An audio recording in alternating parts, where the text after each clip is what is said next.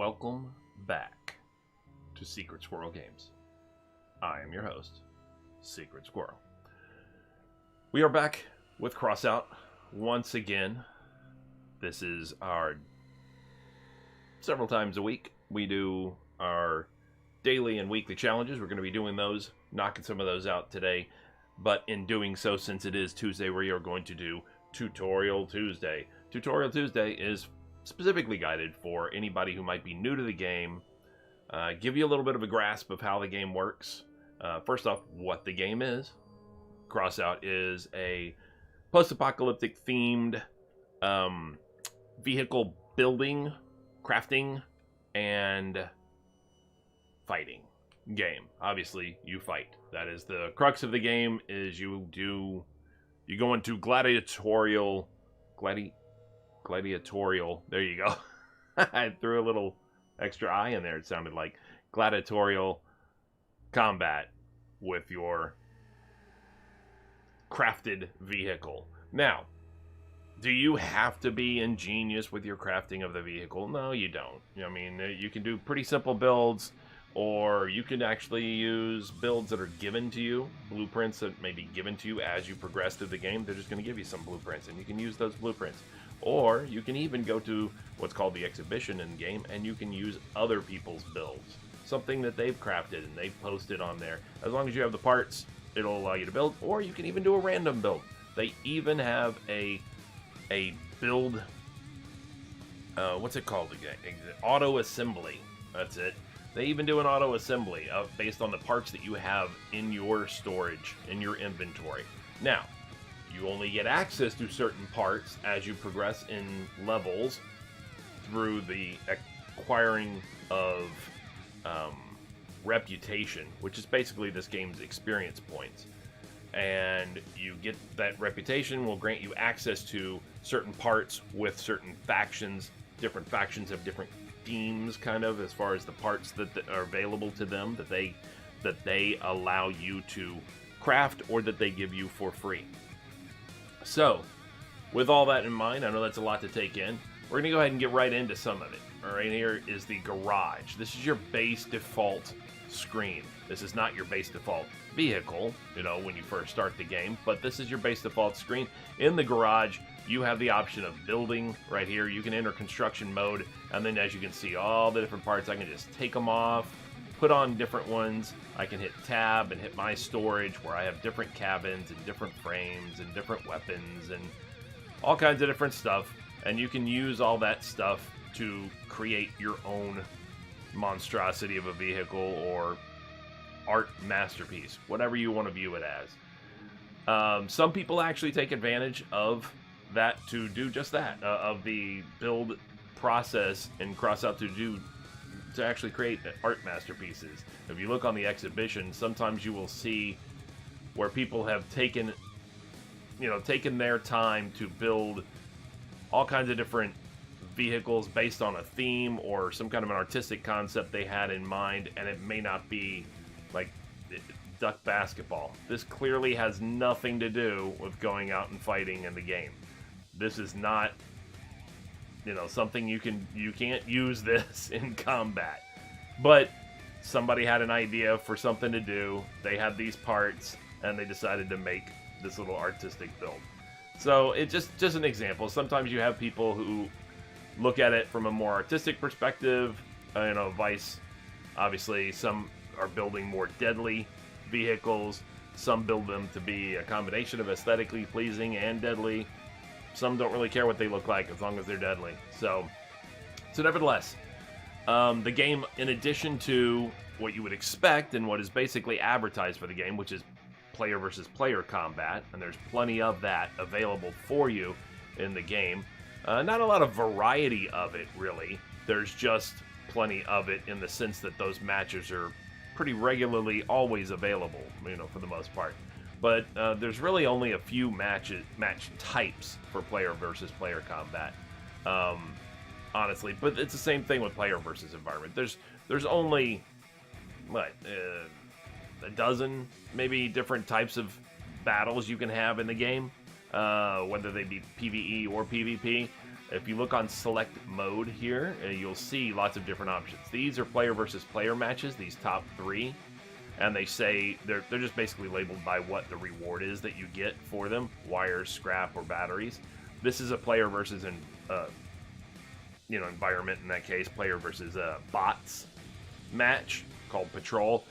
These are all, the similarity between all these is they are 8 versus 8, basically arena battles, essentially, where the arena is some random map, and it's 8 versus 8. And the top 3, since they're PvP, the teams each have to be consist of at least 4 human players, and then the remaining, to fill out the 8, will be bots or other human players, depending on how many human players queued up to take that match.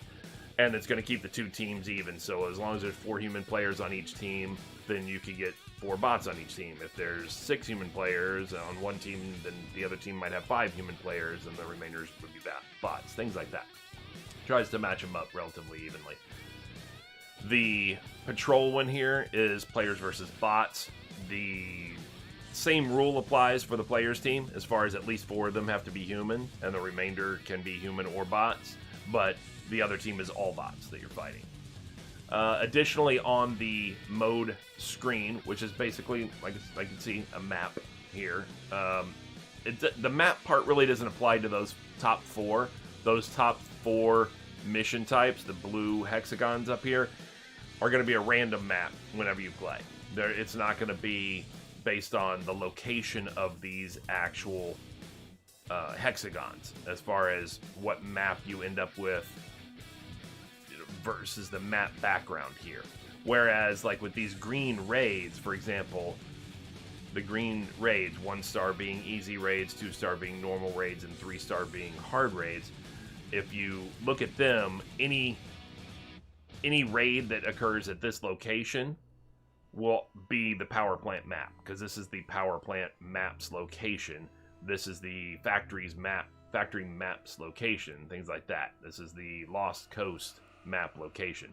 So as you can see where it says raids at the bottom, where it says new raids will be available in 51 minutes and 14 seconds, 13 seconds, all this stuff, every hour on the hour there will be a rotation as far as the raid name or what its objective is, what its quest is, the enemies that you may face in that raid, in this case lunatics, and the map location, power plant.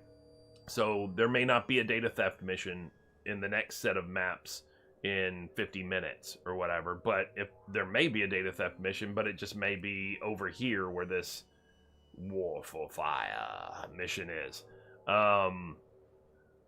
But War for Fire might be over here where data theft is instead, at the power plant, and it may be against a different foe instead of lunatics, or there may not be anything at the power plant, so those things may rotate, though. The map, the name or quest objective of the mission and of the raid, and the enemies that you're facing, those 3 factors rotate every hour on the hour.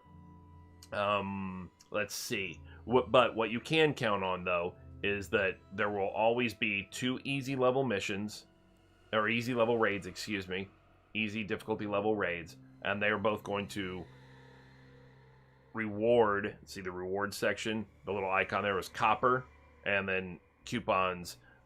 They will reward 3 coupons for each victory, to a maximum of 6 in the day for easy level raids. I mean, in other words, if you do 2 easy level raids, you've maxed out in your coupon acquisition for the day. If you do a third, you're not going to get any more coupons. You'll still continue to get copper, though. Both of the easy level raids reward copper, and there will always be 2 of them on the screen somewhere. Additionally, the same rule applies for normal or 2-star difficulty level raids. There will always be 1 that awards copper and 1 that awards plastic, and they will award 10 coupons for each victory, to a maximum of 20 for the day. And then the same rule applies for the hard level raids, where 1 will award copper and 1 will award electronics, and they will award 20 coupons for the day, or for each victory, with a maximum of 40 for the day for hard level raids. Follow? Not too difficult. Additionally, there are some other play mode types, like Invasion here is a battle against Leviathans. Leviathans are like monster vehicles. They're really decked out. They'll have some bots with them, and then you form up a team and you go against a few waves of, I think it's 3 or something like that, if I recall correctly, of some bots along with a Leviathan in each one of those battles. And the Leviathans are actually player-made monster vehicles that the player then posts into the Leviathan battle, sends it off to the Leviathan battle, and then other players end up fighting that Leviathan as well as some bots and stuff with it. Additionally, they'll have other modes of combat that are available, but they are only available in little time windows, like Battle Royale, No Holds Barred, everybody in the same conditions. Everybody drives the same vehicle, and then it picks up different weapons and events, or different weapons and effects around the battlefield that are just like you can drive through them and get different effects, and everybody fights against each other in that, but it's only available in a certain window. So like this, it's locked right now, and it won't be available for 3.5 days, basically, or a little under 3.5 days. So it'll only be available for probably the last half of the week or something to that effect. Same thing with like mini race, where everybody has to have wheels, and it'll put little stipulations on it. This is a track. There's no vehicles allowed with tracks or hovers or anything like that. Only wheeled vehicles are available in this mode. Special blueprint requirements, as it says. That's also available. That's not available for 6.5 days, or 6 days, basically. And then there are other battles that might be available right now. Like this one will close when this other one opens. So for 6 days, cannon fodder is open. You can't really read what it says there, but basically the point is you have to have a special blueprint requirement. You have to be within a certain power score. Power score is how you determine the strength of your vehicle between all the parts that are on it, basically. Whether they count as armor only, or weapons, or generators, or coolers, or the cabin, or the wheels, or whatever. All of them have a power score.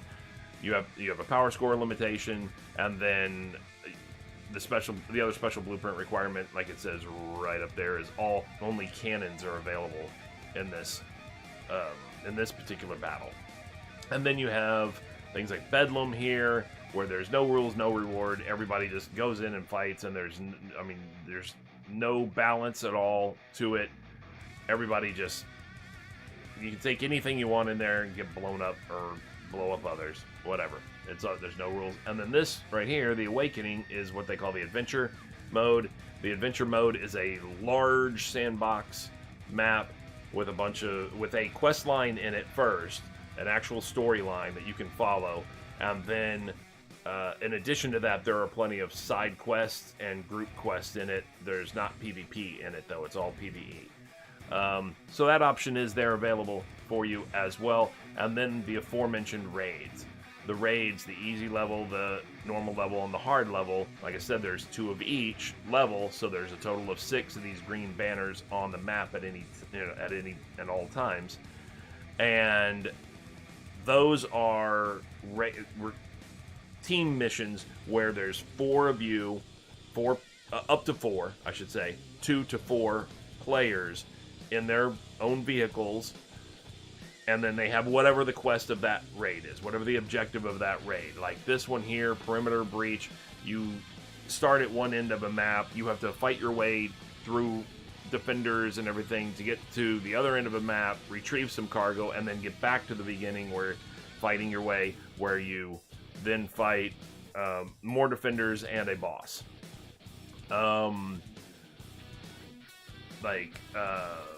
Steel Cradle here, you have to accomplish 3 tasks, like start this generator, which involves you destroying 3, like you have to destroy turrets around a tower to destroy that tower, or another spot on the map you have to go and destroy, or turn on the generator, so you have to defeat the defenders at each one of those generators, and that destroys a tower. Turn on or off, I don't remember, whichever. Activate something on the generator. And then a third one, you have to destroy defenders along with a heavily powered vehicle in order to capture the cargo that was on it.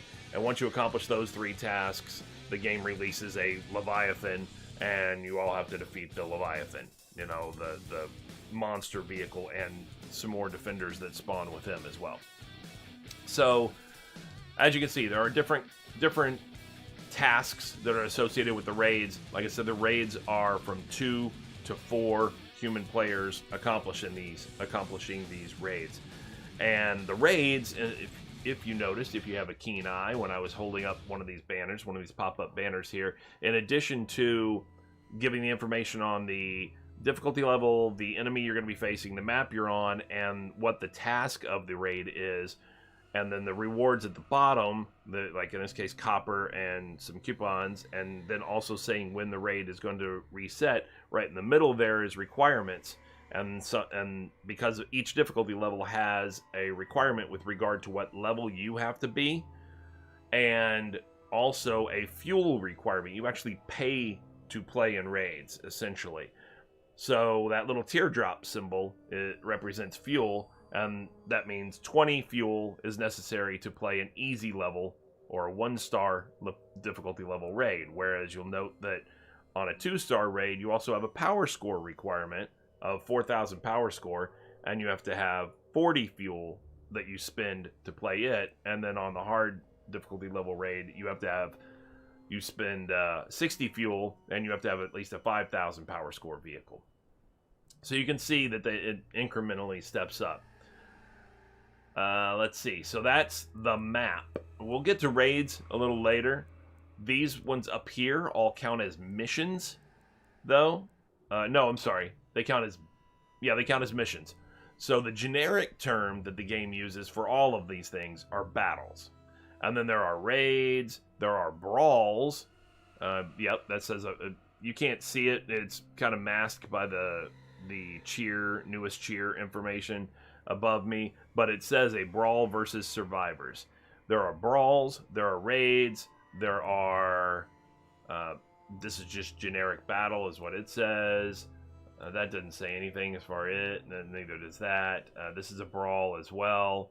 And then there are missions. So there's brawls, there's raids, there's missions, okay? But all of those are encompassed under the generic term of battle. And the reason that's important is because you have challenges assigned to you also on a daily and weekly basis. And when you get into the challenges, you'll see that this says win 2 battles in missions. So that means raids and brawls aren't going to count for that. They have to be the missions. That's the blue hexagons that are up top, whether they're the 1 PvE one or any of the 3 PvP ones. This one says win in 1 raid. Clearly that's those green banners that we were talking about. So brawls and missions aren't going to count for those. Additionally, same thing goes for when you scroll down. These are in the daily challenges section. And then when you scroll down, you'll see weekly challenges as well. And you'll have missions here, you'll have raids here. You even have side or group missions in that adventure, that large sandbox mode to complete as well. Let's see, what else about this section? Okay, the daily challenges offer scrap metal as a reward. That is a resource that you use to either sell on the market if you just want to be a scrap or a resource farmer, basically, or you can use it as part of a crafting material. Crafting occurs on the factions tab. These are different factions that are in the game. You achieve leveling with certain factions.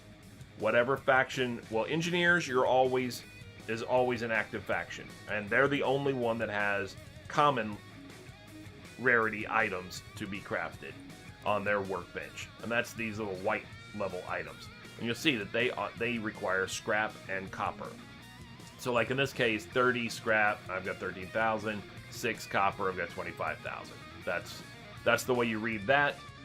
These white level items don't cost anything to use the workbench to craft it, and except for the resources. It doesn't cost any actual in-game coins up here, the gold coins up here. But When you go up to the blue level or rare level, then there's a 3 coin cost, for example, and there's a much higher scrap and copper cost. And then you also get, you also have a requirement of prerequisite parts that get used up in the construction of whatever the blue item is. And it's the same way for each of the rarities above that. Don't be confused and think that this is the next rarity. It's not in most cases.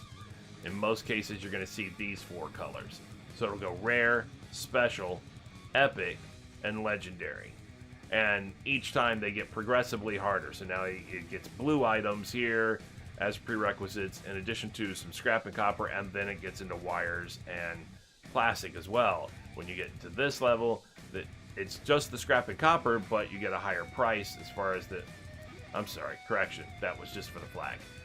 The parts, though, wires and plastic and all that stuff increases, and the scrap and copper goes down, and then you get turquoise parts that are required. And then when you get to legendary, you get to purple or epic items being required, as well as batteries and electronics get added to the mix now, in addition to scrap and copper still as well. And then, of course, the price goes up, as does the production time on each of those, if you noticed.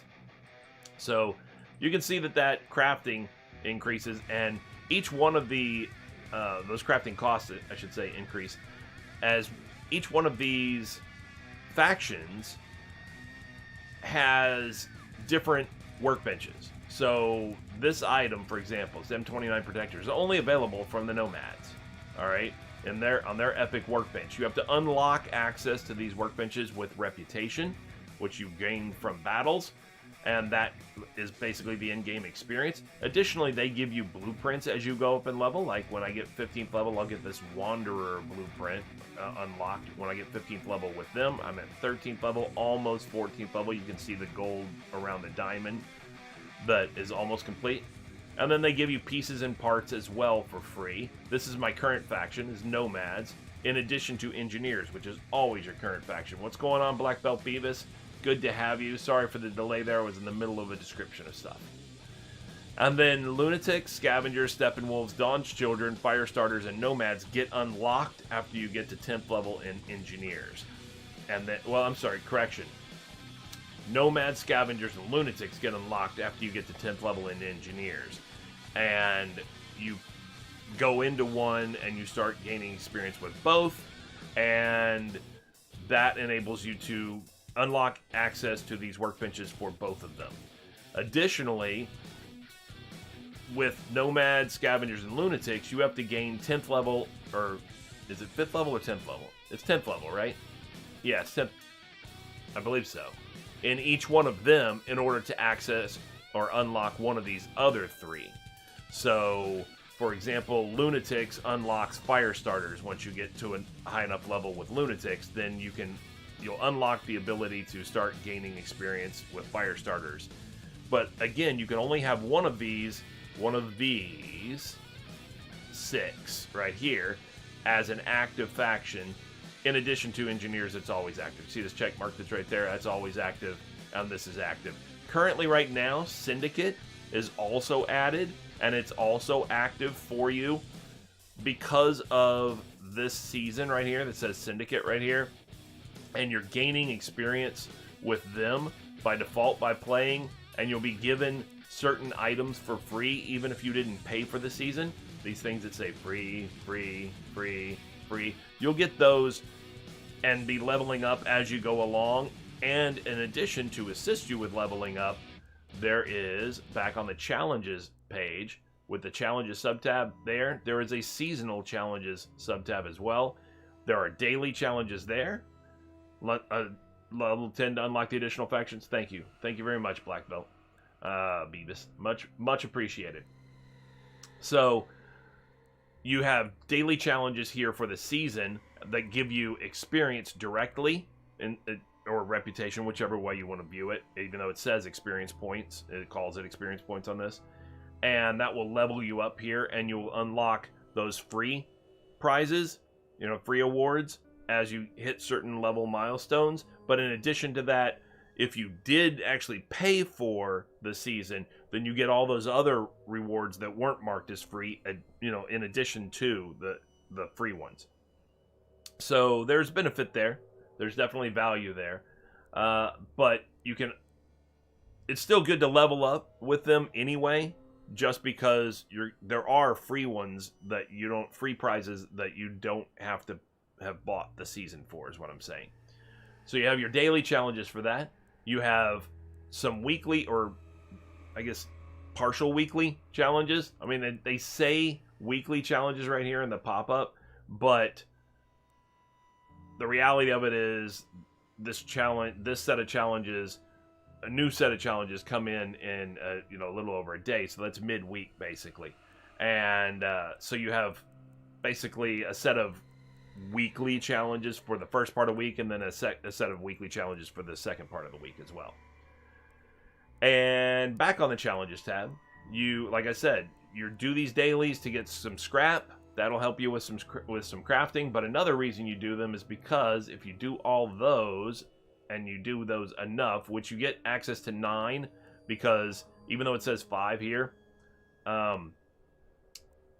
this one will go away when it's done, but this one, and this one will all be replaced by a successively slightly harder and slightly higher reward daily challenge after the completion. So win 2 battles and missions will get replaced by one that says win 3 battles and missions when it is completed.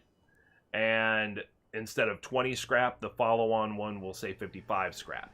This one that says win in 1 raid will get replaced by one that says win in 2 raids. It'll also be for 55 scrap. This one that says win in 2 battles or raids, in missions or raids using a shotgun, will get replaced by one that says win in 3 battles or in missions or raids using a shotgun, and it'll also be 55 scrap. And then this one that says complete 3 daily challenges will get replaced by one that says complete 4 daily challenges, but instead of 15 scrap, it'll be 100 scrap. So between the 5 that you see here and the 4 that follow on these other ones, that presents you the opportunity to complete 9 daily challenges per day. Obviously, we all know there's 7 days in the week, so that means you have the opportunity for 63 daily challenges to be completed by the end of the week. However, you don't necessarily need 63 daily challenges. What you do need, though, is you do need 42 daily challenges in the course of a week right here in order to get access to this miner's container, and that's going to unlock several items potentially for you, or even possibly 200 coins. If you're a beginner player, if you're new to the game and you don't have access to much yet, you even haven't unlocked certain workbenches in order to get some of these parts, this miner's container can be a really big step up for you. It can get you access to some parts that may take you quite some time to grind to get to. So you get that just by doing your daily challenges.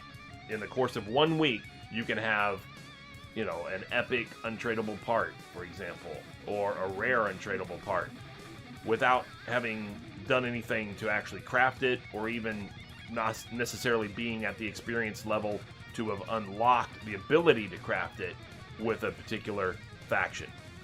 So keep that in mind. That especially if you're a beginning player and you're not planning on throwing any money at the game right away to try to, give you a step up, and you want to just play and battle and all this stuff, go ahead and try to make sure you knock out these daily challenges while you're battling, and in doing so, by the end of the week, you'll have yourself a step up for a part, or possibly even 200 coins, though I have never gotten the 200 coins personally, although I do know some people who have. So keep that in mind. That'll help you out. Additionally, as you complete these daily challenges, you can also try to keep in mind as you might unlock or complete some of these weekly challenges in doing so.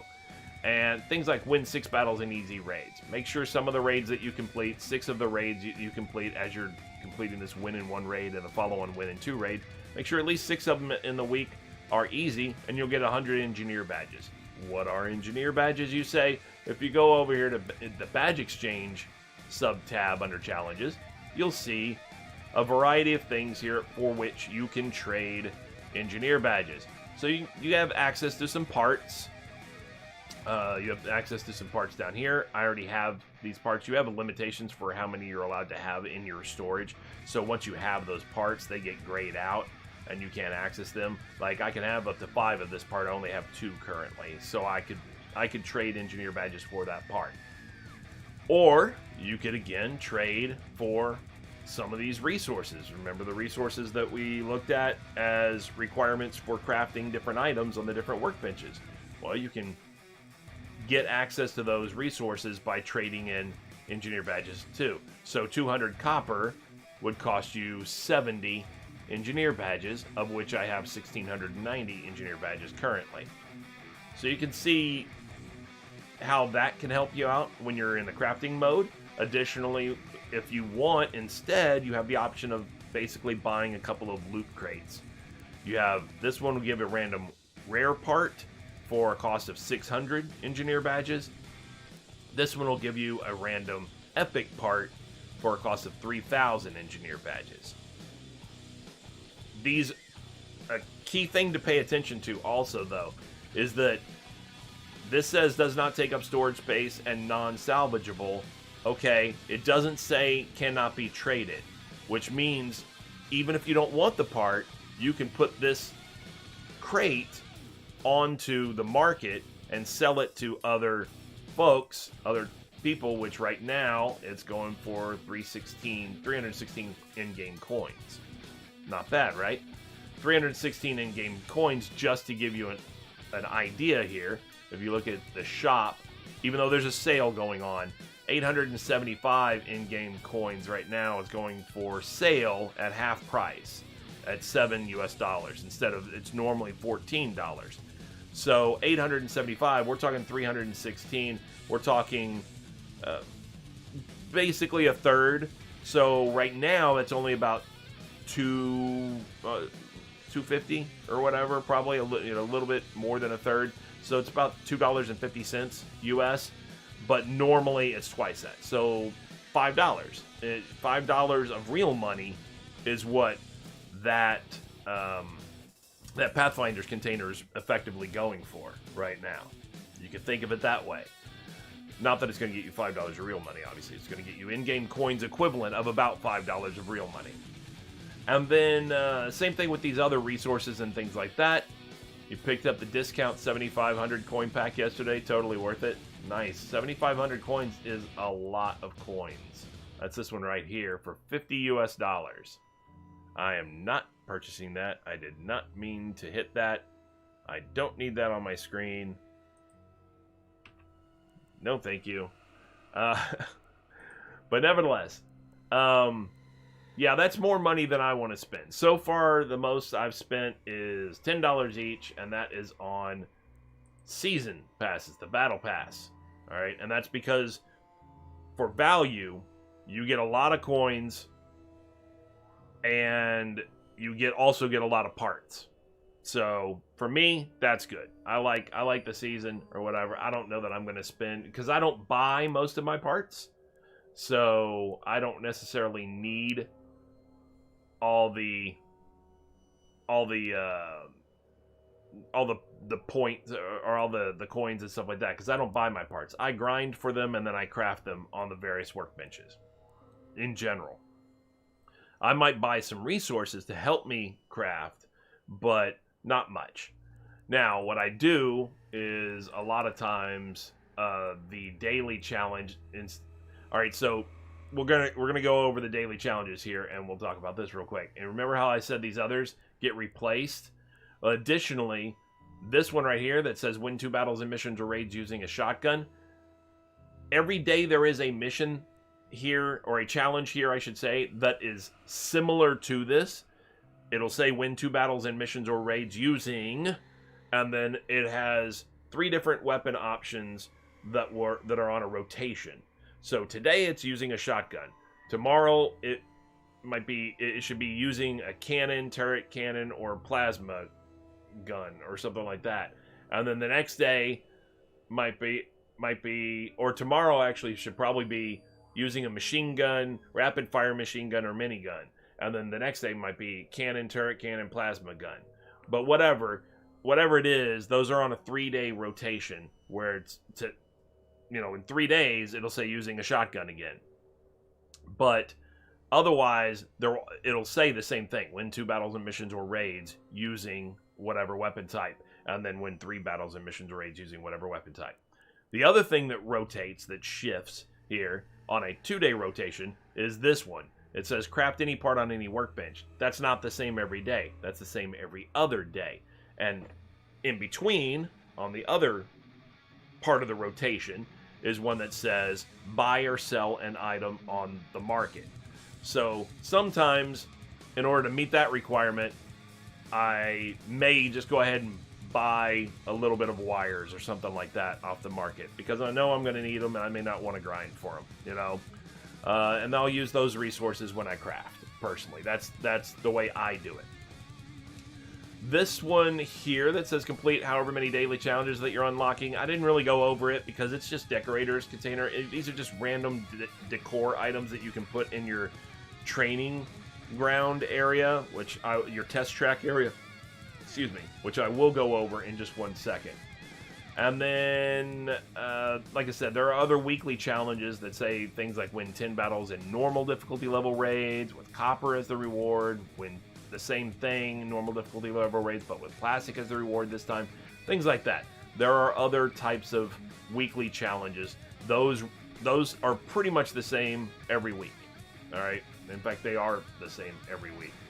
I believe this one only pops in after you've completed the quest line, though, where it says while in Awakening, complete harder versions of previously completed tasks. I'm not certain on that 100%, but all the others are the same every week. Those don't change. This will change every couple of days or or something like that. The special events where you can replay a certain mission from the quest line in the Awakening, in that large sandbox that I was talking about, where you do a quest line of missions and stuff like that. That will change as well.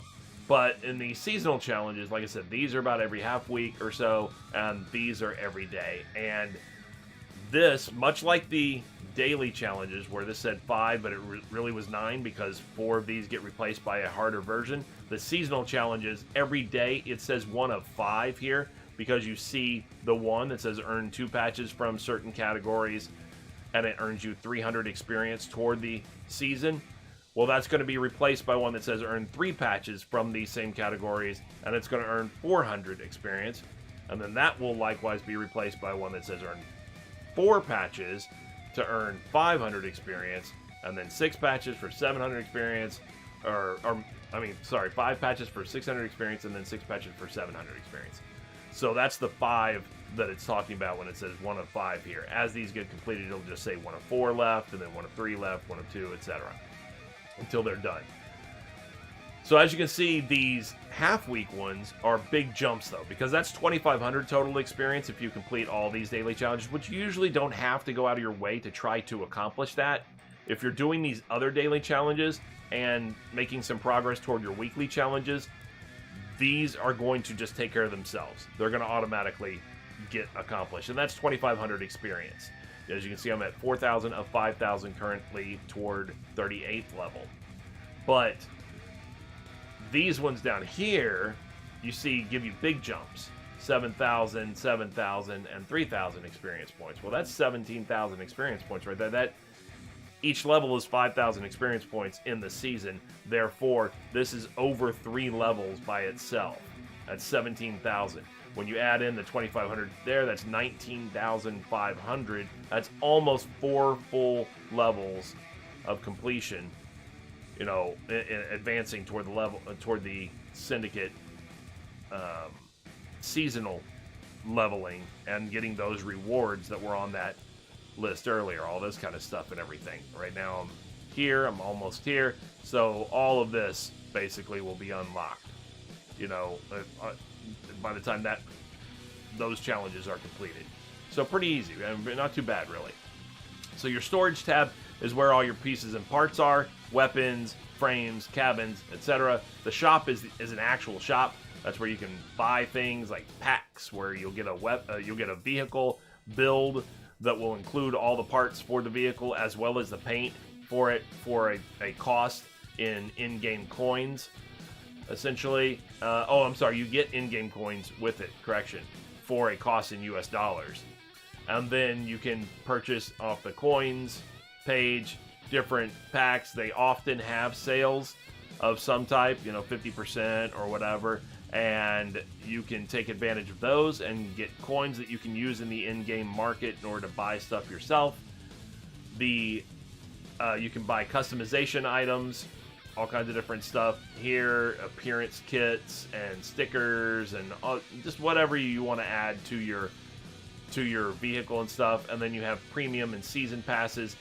When you have a premium pass, this little symbol right here where it says premium subscription will be gold, and that will mean that you will be acquiring 50% more resources from the completion of your raids and your PvP mission battles and things like that. So remember when I was talking on the mode here and I was saying, like, this one, for example, has plastic as the reward. It's going to be based on what your score is as to how much it gives you after the completion of that raid, but you're going to earn 50% more if you're under premium subscription. So you got that going for you, which is nice, right? You can do custom battles, you can do clan battles, you can form clans, you can do different events, you can all kinds of different stuff. And then there are sometimes other things that pop in as well, like Winter Mayhem here is it's not going to show it there.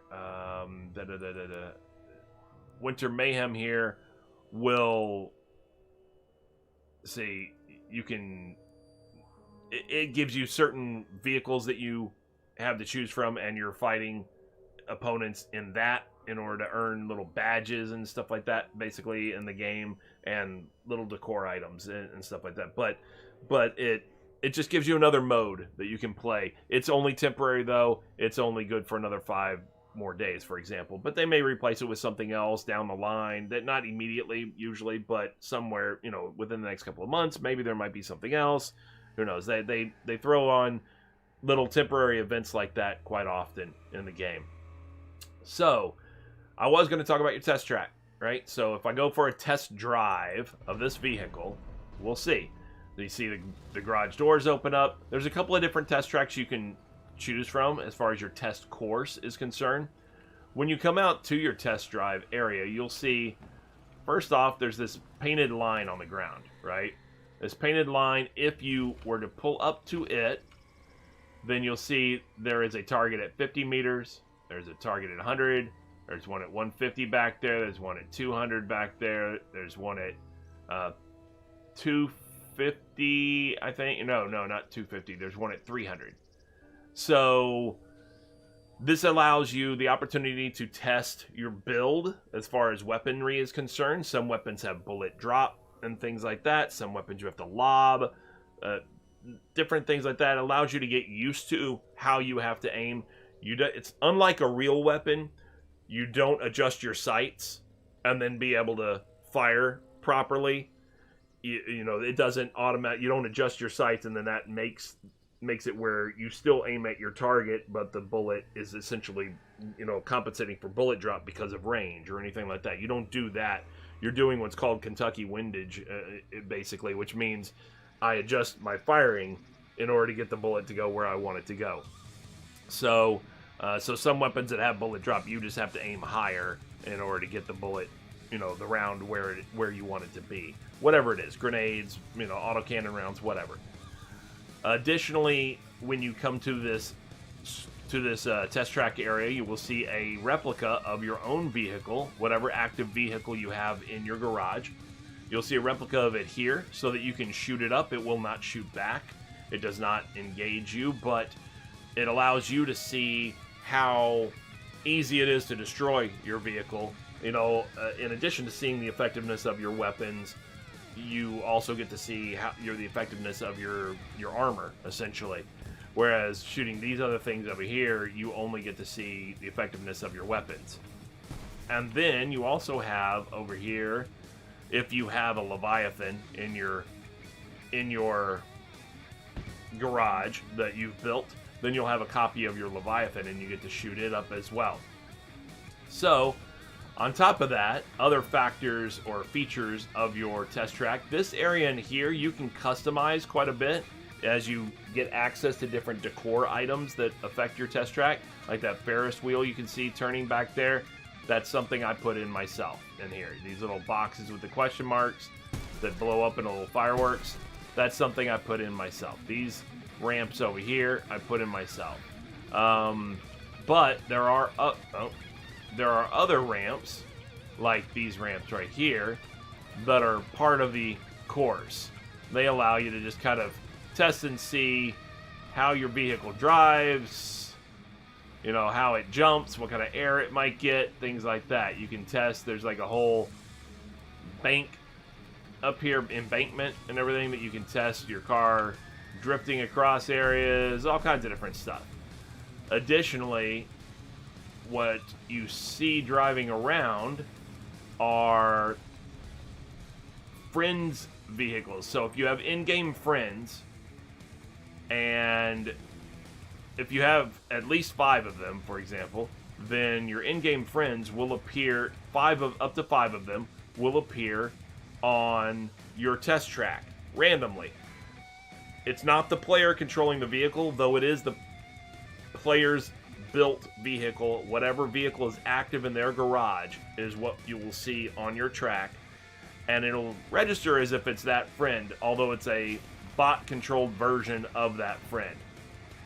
And they will offer a friendly honk. As you can see on my car, it says friendly honk.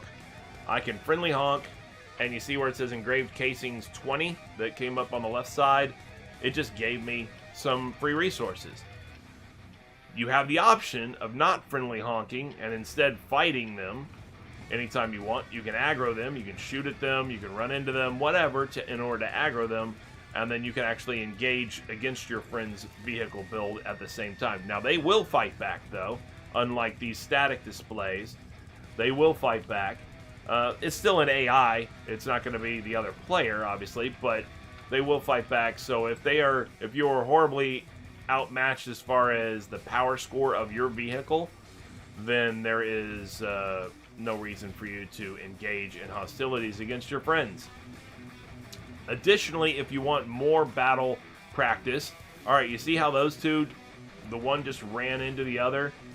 Quite often, that will aggro the two with each other, and when they aggro each other, they will fight each other even. Yeah, so, but once they're destroyed, you get that same resource bonus.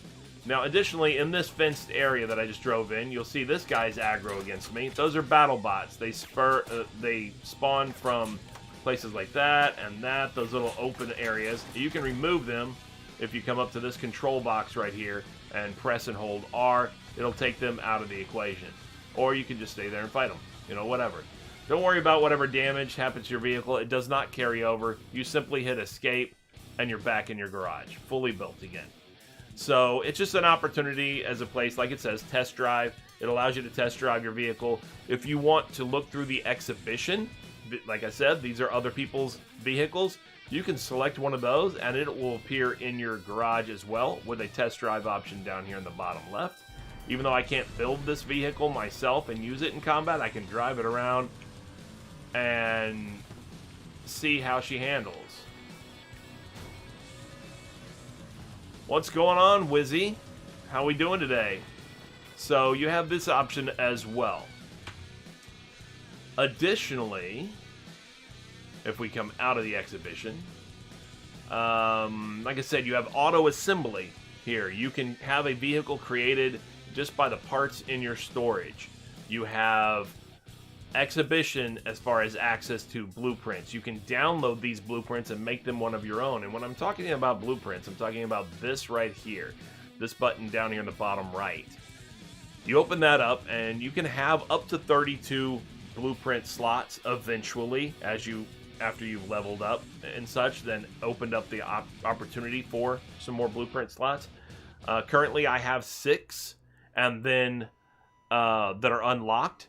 And then but you can have more, and one way to do that, if you go into a faction, you go into the legendary crafting section, blueprint storage right here. It will grant you an additional blueprint. So an additional blueprint space. So that's good. That gives you more blueprints that you can then access, and then you can have more vehicles of, you know, builds to choose from. And the reason I say that is because, like I said, if you recall, for example, this mission here uses a shotgun for the mission. And tomorrow it may say use machine gun, minigun, or rapid fire minigun, or whatever, right? Or the next day it may say cannon, turret, cannon, or plasma gun. Okay, well, you may not want to just switch weapons on this build. It may not, whatever your other option is for your weapon may not be appropriate for this build. It may not fit this build very well or anything like that. You may instead, though, have another blueprint that matches that other weapon type already. Like currently, when it switches to use machine guns, I don't use this build right here because this has an autocannon and a shotgun on it, and I don't just take those off and switch machine guns on there. I instead go to another blueprint that has 3 machine guns already on it.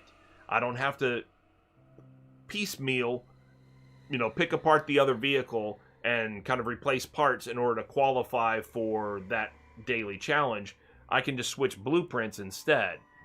If it said autocannons, for example, I would, you know, go to something like this that has 2 autocannons up here, an autocannon here, and a machine gun. But it won't say that because that's not one of the options. But, you know, you can see what I'm saying. You may have a build that fits a certain need and that fits a different power score range.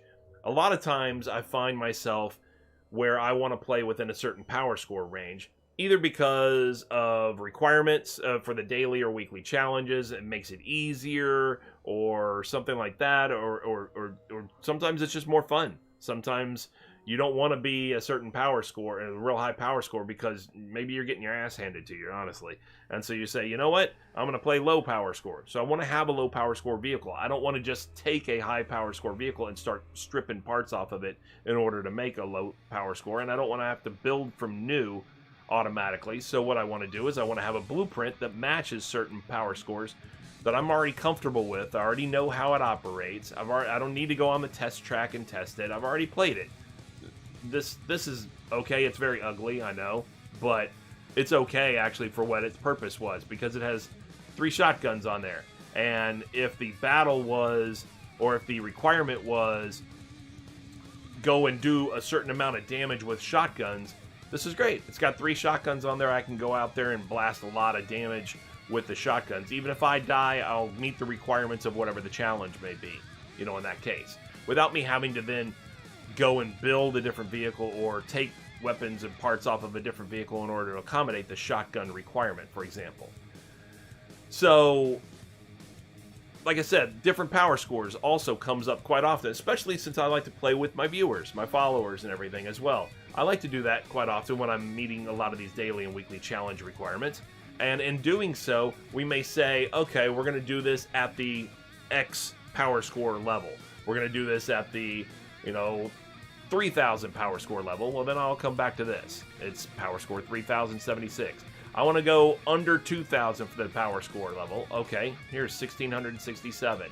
Things like that. We're going to do just under 7,000. Okay, this might work. It's 6,425. I know the paint makes it hard to see the vehicle, but you can see it's got 3 autocannons on it. These are AC-50 Storms, and that's a Whirl autocannon, and it's only 6,400 power score, for example.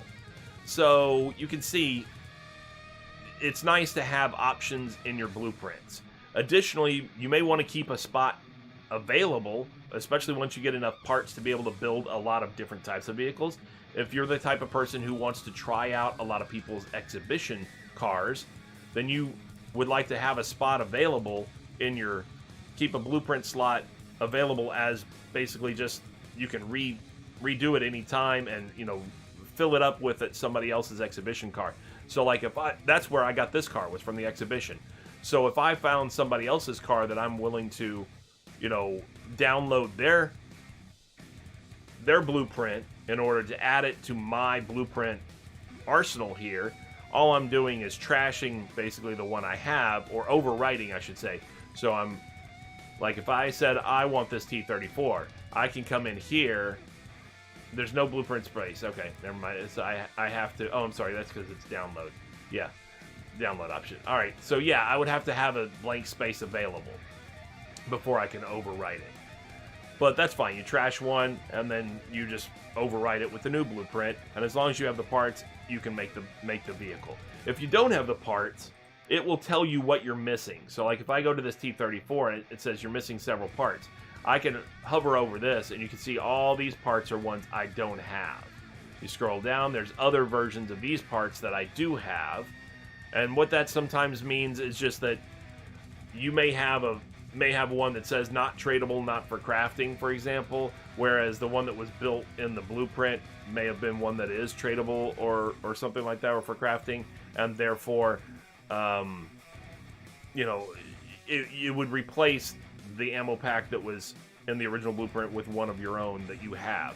So basically saying, yes, I can meet these requirements still, it's just not going to use exactly the same part, it's just going to use the same part, basically, but essentially the same part, just not with the exact same parameters behind it. And then these other parts down here I do have that are on the vehicle. But that'll give you an idea of how far away you are from being able to build the vehicle also. But just by hovering over it, you can say, oh, I only need a couple parts, or I need a whole bunch of parts.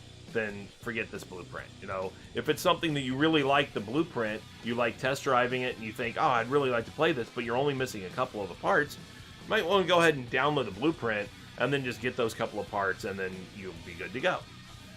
So, what we have today, I didn't touch on, remember I touched on in the raids, in the raid mode with the green banners here, I touched on the fact that they have a fuel cost. Here, I'll click it so you can see. The fuel cost, 40 here, right? For a normal difficulty level raid, for example, right? They have a fuel cost to them. Fuel is the green number up here, 200 of 200. That's what your gas tank holds.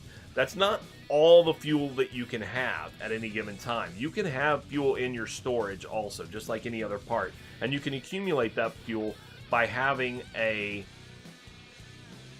fuel barrel on your vehicle and or a fuel tank on your vehicle first. That's the first requirement in order to accumulate fuel of your own. This will give you 5 liters of fuel as long as you survive a mission. And by mission, I'm not talking about any battle. No, raids don't count. Only the PvP missions count. And not even the PvE one. The patrol doesn't count. It doesn't award fuel. Just the 3 PvP ones at the top of the mode map. The 3 blue hexagons. The ones for getting batteries, getting wires, or getting scrap metal. If you go into PvP, you can acquire 5 fuel by having a fuel barrel attached to you and surviving the mission. And then you can acquire 10 if you have a fuel tank on your vehicle and surviving the mission. They do not stack with others of their same kind, meaning having more than 1 fuel barrel will not benefit you. You only get the benefit of 1 fuel barrel at a time. You only get the benefit of 1 fuel tank at a time, but they do stack with each other. So you can get up to 15 if you have both on your vehicle as you're doing those PvP missions, and surviving the missions.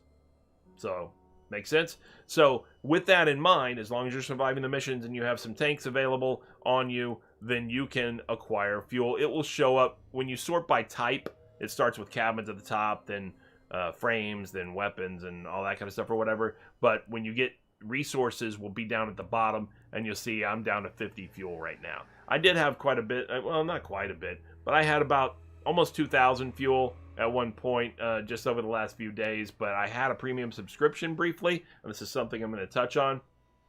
Some folks, in order to farm resources, they go and they farm fuel first, and then they farm the different resource missions while they're also doing that, okay? Well, that's hit or miss as far as I'm concerned. If you want to earn some coins, you know, and have a higher percentage chance of doing so, I would say, than a PvP mission. PvP missions are, by default, 50-50 on your chance of success. Because you're playing against other players, and they could be better than you, they could be worse than you. They could have a better car than you, they could have a worse car than you. You don't know that. You don't have any control over that. All right, so by default, they are basically 50-50 as far as your chance of success. PvE, be it raids or the patrol mission, you're playing against bots. Once you learn the builds that are there for the bots and how the AI operates for the most part, you can figure out ways to improve your chance of success against them. And in general, players are better than bots in fighting. Now, sometimes at certain power score levels, don't get me wrong, the PvE is no joke. And they will snipe you from across the map with heavy cannons, and depending on your build, I've been one-shotted before from across the map, never even saw the guy done. You know, and that's a PvE, that's a bot, you know, that did that. So it happens. That's at high power scores. At low power scores, not so much. Low power scores, you have a much higher chance of success, but you're not getting any fuel from those. Same thing with raids. But if you want to earn coin, if you want to earn some in-game coin, I'm going to give you a tip right here, okay? Yes, you can craft. You can craft lots of these white level items and stuff like that, like fuel barrels and fuel tanks. People always need those or whatever. You can craft those and sell those. You can craft blues and all this, and you can get a little bit of profit and everything, but that's going to take you time. It's going to take you effort to plan it out. It's going to take you resources in order to do it, in order to get a little bit of stuff. Now, you can just resource farm. Some people just do those PvP missions and gain the resources that they get from them, and they just sell them on the market in order to get some coin. You can do that, absolutely. There's nothing wrong with that.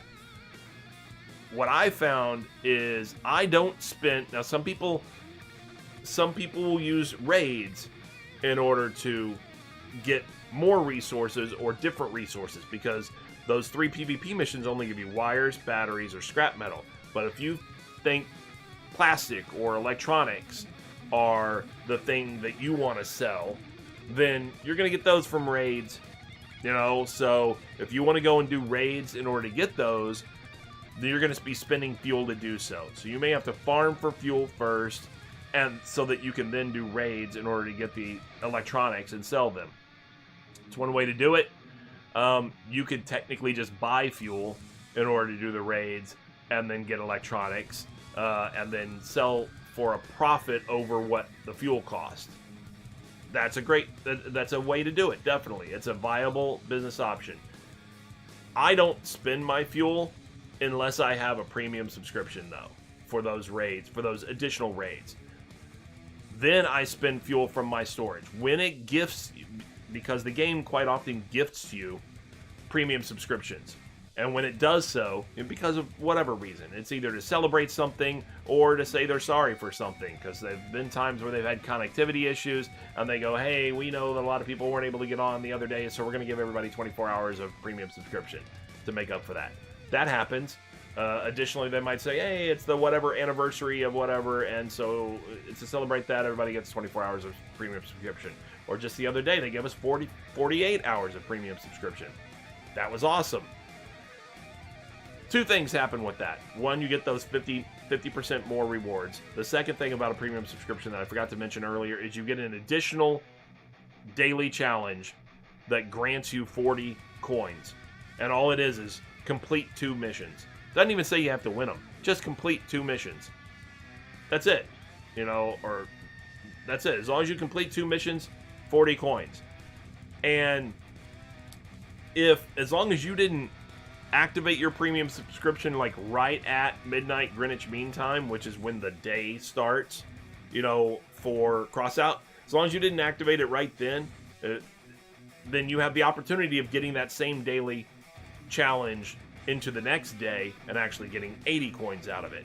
Or in the case of the 2 days of premium subscription, or the 48 hours of premium subscription that we just got a couple of days ago, that equates to 3 daily challenges for 40 coins each, thus 120 coins that were given just by playing each of those days and completing 2 missions in each one of those day periods. So that's 120 coins. That's nothing. That's not a joke. There's nothing wrong with 120 coins by any means. What I did with that money was I bought fuel and then did raids, hard level raids, which require a high power score. I know that's not for noobs. That's something you got to get up there a little bit to get a higher power score vehicle. But in doing so, I did that while I had the premium subscription and did it for electronics here, and that ended up with a significant profit margin, essentially, because I was spending 20 coins worth on fuel in order to do 5 hard level raids with electronics as the reward, which then resulted in 55 coins worth of electronics. So you can see after 5 raids, you're profiting 35 more coins. You're getting your 20 coins back and then profiting 35 more coins.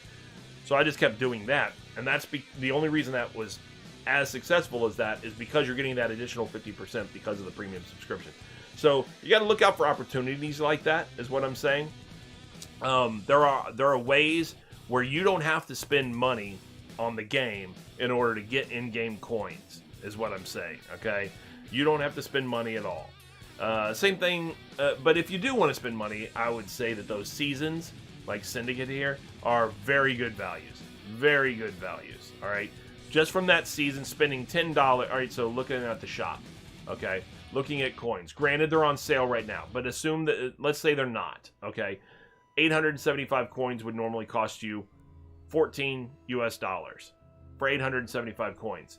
The season, as long as you're going to play regularly and level up in the season, within the course of the season, by the time you get to 75th level in the season, which way more than enough time to do so, I'll have 1,100 coins, which is more coins than this, and it only costs $10.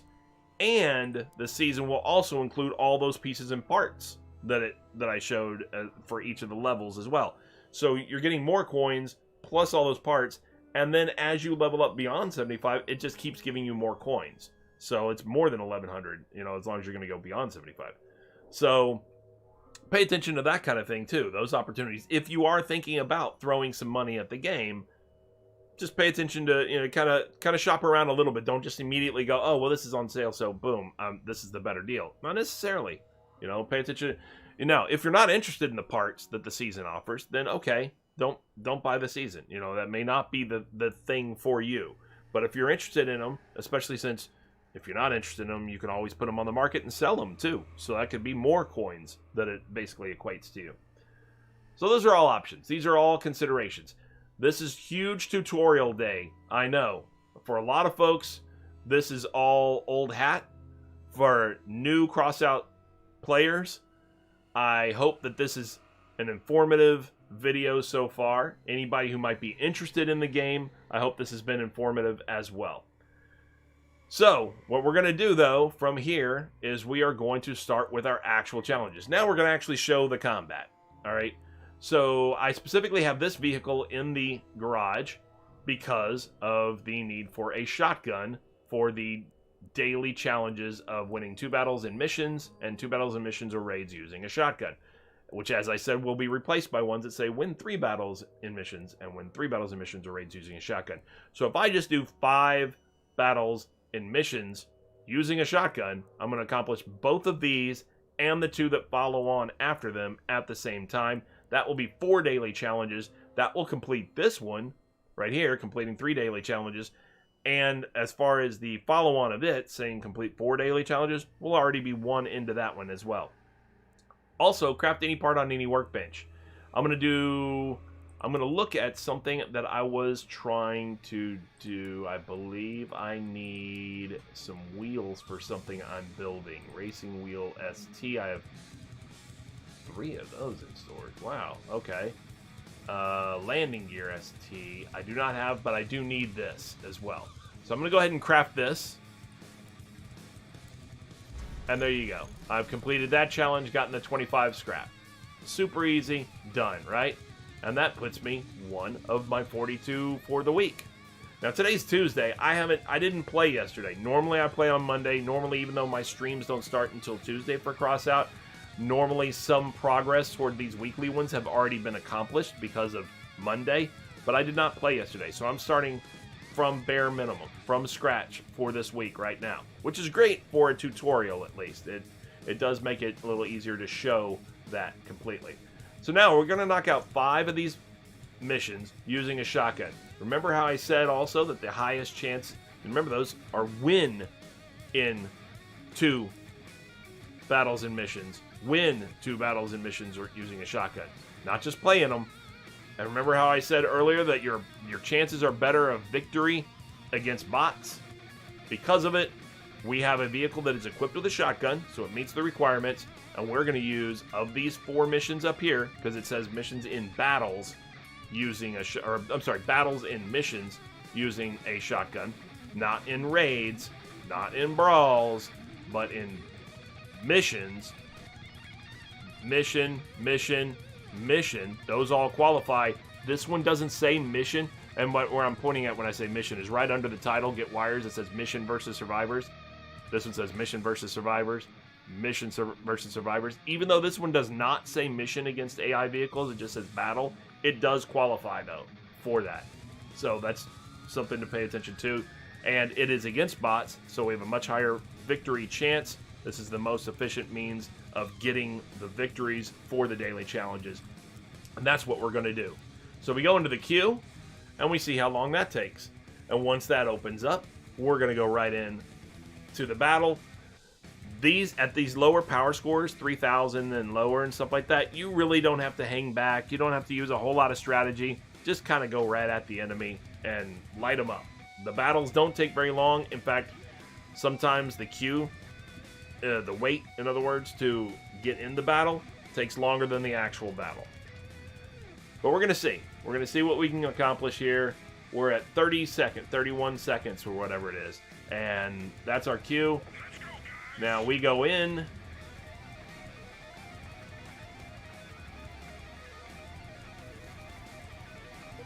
And, oh, stop it. I don't need to hear from you. I'm going to come up here. All we have to do is win this battle.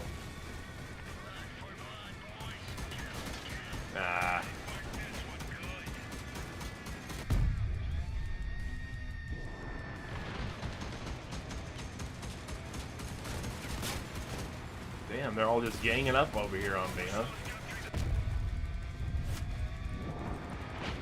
Another one of these guys, huh? Damn. Alright, yeah, they are ganging up on me. Okay. That's fine. I don't have to survive. We just have to win. They're already down to 4. You can see the names in the upper corners on each seed, on each side. They're down to 3 above us that are still alive. They're down to 2. We've only lost 3, so we're doing good. They're down to the last one. Yeah, it puts you into spectator mode on survivors when you die. So you can switch by hitting spacebar or the mouse button. And then it'll show reputation that you gained from the battle. Okay, hold on.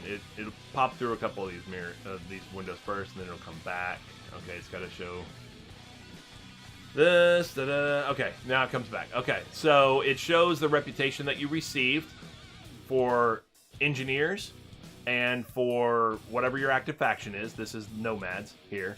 And then for the syndicate, for your co-pilot here. Whoever you have a co-pilot. I didn't go over that. You can have a co-pilot also in your vehicle. Each of the co-pilots have different benefits available to them that they provide to your vehicle. Like it might give a percentage of damage increase with a certain weapon type. It might give a percentage of durability increase for certain pieces or parts. And they level up to 15th level.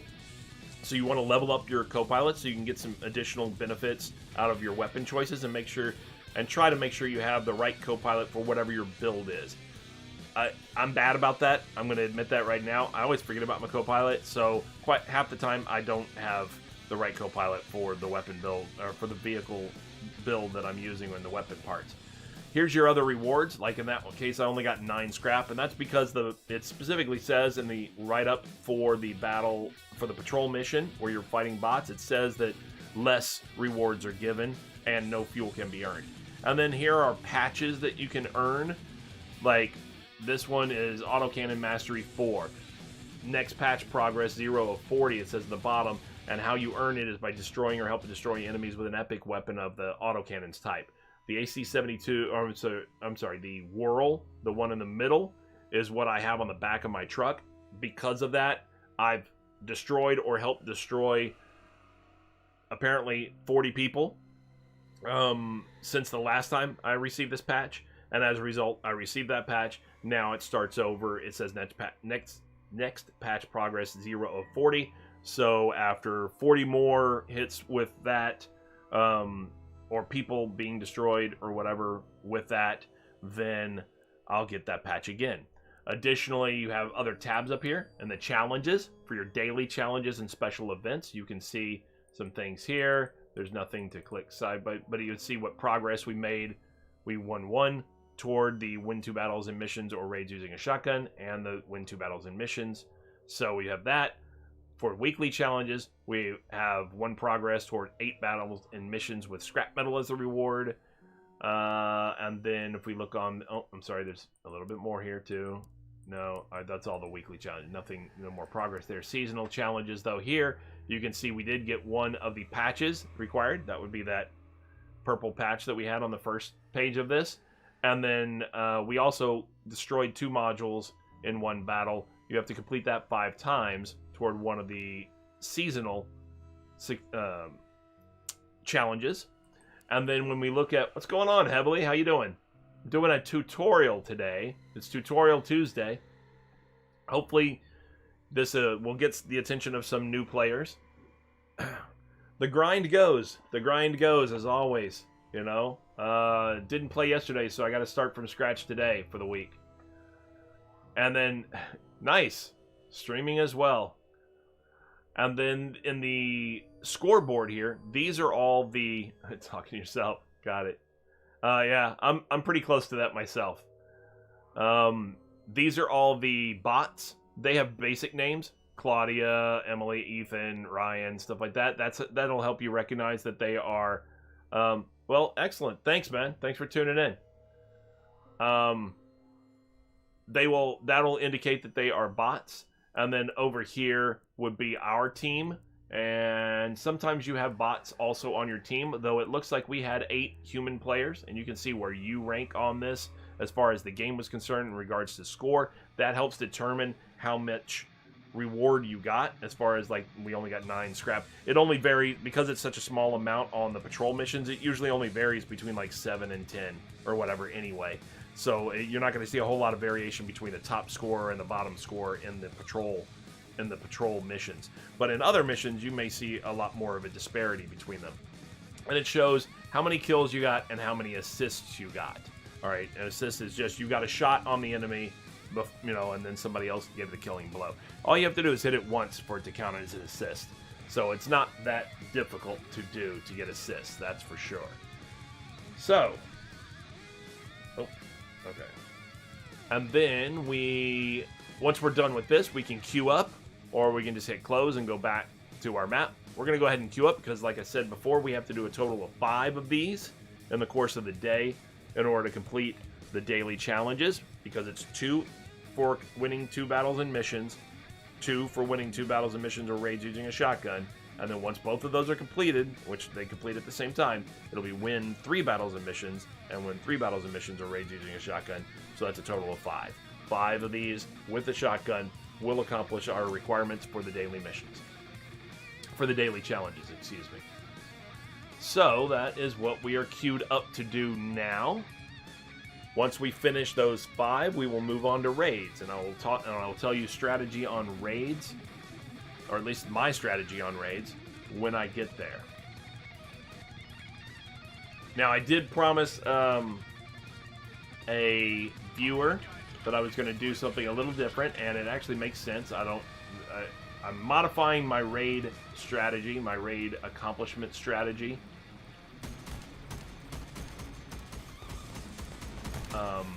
this week from what I normally used to do.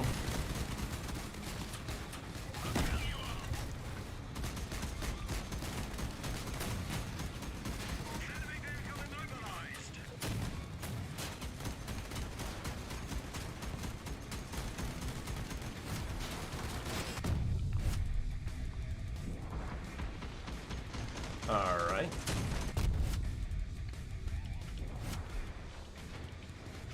So, what do we got? 2 left. Now, what you find a lot of times when you're fighting the AI, the bots and such, is that they will routinely have somebody not leave their, that will just defend their base. And not just when you're fighting the bots, even when bots are on your side, quite often one of the bots will stay behind and defend the base instead of going to the other side of the map. Alright, so we've completed those 2, right? We've completed 2 so far, so when we look at our daily challenges, as I mentioned, under the completed section is win 2 battles and missions, and win 2 battles and missions or raids using a shotgun. But now those have been replaced by win 3 battles and missions, and win 3 battles and missions or raids using a shotgun with a higher scrap metal reward system. Additionally, the complete 3 daily challenges was replaced by complete 4 daily challenges with 100 as the scrap metal, or as the 100 scrap metal as the reward. And we're now at 4 of our 42 required for the week. Now, you can't do all of these in one day, because like I said, you only get 9 daily challenges. The seasonal daily challenges don't count toward this. This is just regular daily challenges. And you only get 9 maximum per day. Therefore, the most you can complete is 9, obviously. And meaning it's gonna take you just under 6 days worth of completion of daily challenges to be able to get the 42 daily challenges, right? No. But, yes. No, 5. Just under 5, excuse me. 5 would be 45. So, just under 5 days. In order to get the miner's container, which, like I said, for noobs, that is a big step up. That'll get you a good chance of at least a blue and possibly a purple level item, or 200 coins maybe even. Less chance of that, but it could happen. Like I said, I haven't had it yet, but it could happen. And either way, it's a big step up for a noob. Now, those would be untradeable parts, so those wouldn't be parts that you would be able to put on the market and sell for coins. But the parts themselves will likely help you immensely if you are new to the game and don't have a significant amount of parts in your storage.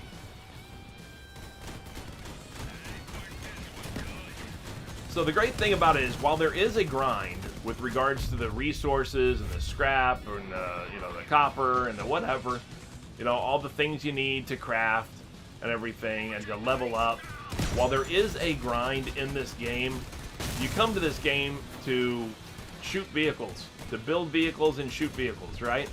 And the great thing about it is that the grind in this game is, wait for it, building vehicles and shooting vehicles. Well, not so much building vehicles, but shooting vehicles is the grind here.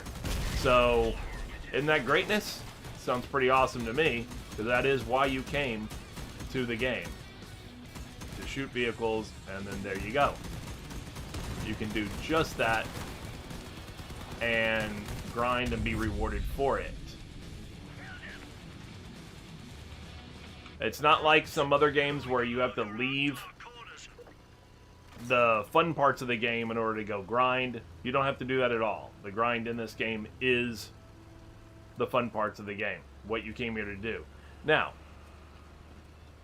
the only real reason to do it anyway is to get you access to different weapon types so you can have some fun doing different things. But the game has a matchmaking system with regards to power score that quite often is pretty good. And as a result, the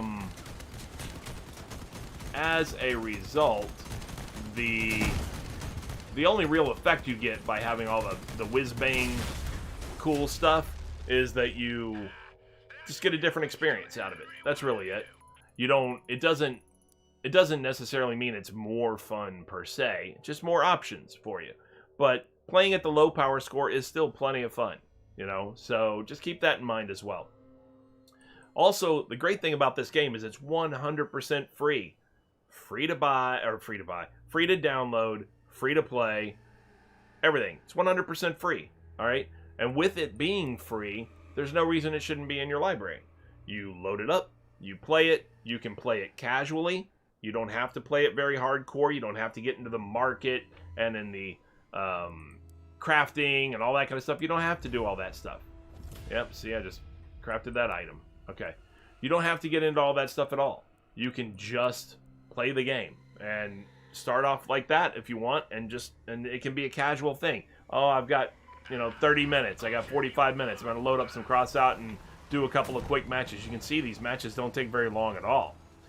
So you go, all right, I can go kill some stuff, have some fun. Maybe it's a de-stressor for you at the end of the workday. Whatever it is, it's all good.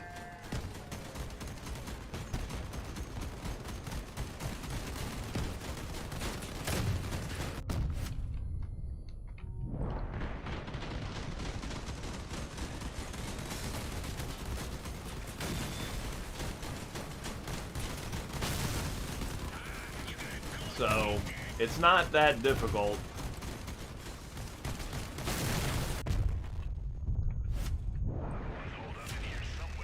And some of the matches don't take very long at all, like I said. So, bear that stuff in mind, when you are planning out how you want to go about. See, like I said, remember how I said a lot of those challenges from the season just happen on their own while you're doing the other parts? I just went to 39th level. If you recall, I wasn't even quite 37th level when I started the day. So it just went to 39th level in the season. So if I look at the seasonal challenges, I'm already 1,700 into 39th level. And I'm almost done with this other 7,000. One more successful battle where I destroy 2 modules, and I'll get another 7,000 from this, and I still got 3 of these patches to do, and then I got this 3,000 to do. All that stuff can happen just concurrently, at the same time as other things that you're doing. Alright, so we need one more. We're in the queue right now. It shows the countdown here. Alright, there you go, see? And we get queued up right as we say it.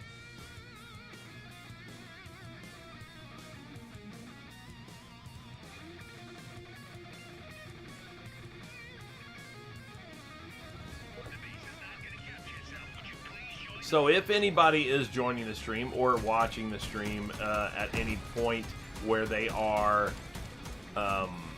curious about aspects of the game that they may not know anything about, maybe they've seen a little bit of cross-out, maybe they've got cross-out and they've started playing, but they don't know a lot about it yet. They're still figuring it out and everything. Whatever your situation is, please feel free to pipe up. Say something in chat. This is a tutorial. I'm definitely willing to answer questions. That is for sure.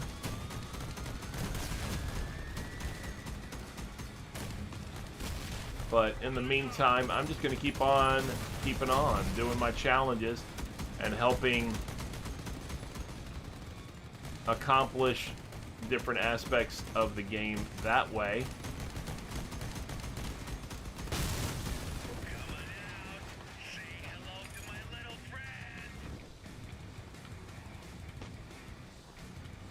And we're going to race over there to the enemy, and they'll probably be dead before I get there. Oh, nope. Guess not. They'll be dead now. So anyway, if anybody is new to my stream, welcome to Secret Squirrel Games. I am Secret Squirrel. I'm your host, and I am more than happy to be so. Thank you very much for your viewership, as always. Your viewership is very much appreciated. Thank you very much for tuning in. If you are enjoying this, if you are learning something, if you want to teach a friend of yours the game, but you don't want to go through the trouble yourself of teaching them, have them tune in to me Tutorial Tuesdays, definitely. And Thursdays also are more tutorial as well, not quite as heavily tutorial as Tuesdays. Tuesday is the very heavy tutorial. Thursday is just a casual tutorial for the most part. But have them tune into me, and I will be more than happy to walk them through the game aspects, as well as answer any questions they may have. If you are new to the game, nice, 100 coins for level 40. Boom. Sweet. And that's because I accomplished a seasonal challenge level, or seasonal level, yeah, for the seasonal event. So now I'm 40th level, almost 50th, almost 41st level. I got 1,300 more points before I'm 41st level. This will give 3,000. This will give 500. So you see, I can do it if I do this one also. Now this doesn't have to be done today. I've still got a day and 5 hours, so I can do it either today or tomorrow. I'm not sure, but tomorrow's. So again, we're gonna go back to this real quick. The complete battles and missions or raids, win in battles, missions or raids using a shotgun challenge that we had today. Tomorrow, I don't remember if it's using a cannon, turret cannon, or auto or plasma gun, or if it's the machine guns, miniguns, rapid fire machine guns, or whatever it is. If it's the machine guns tomorrow, then that's the better time to go ahead and get this one, because I'm already having to use machine guns. So there's not necessarily any real reason that I have to go out of my way for this one. Although, one thing to keep in mind also is that this says in one battle. It doesn't say mission, doesn't say raid, so it's one battle. So any of those qualify, missions or raids. We're going to go into a mission where we are using, we're going to go into a battle that is a raid, not a mission, here in just a moment. My vehicle, in fact, I'm about to touch on that, all right? Win in one raid is what we've got next. We're done with the missions, right? Okay, so we're going to move on to raids. Now, we have various engineer badges that we can get by winning easy raids, 6 battles in easy raids. You get that. We have winning normal raids with copper as the reward for 150 engineer badges. Normal raid with classic as the reward for 150 engineer badges.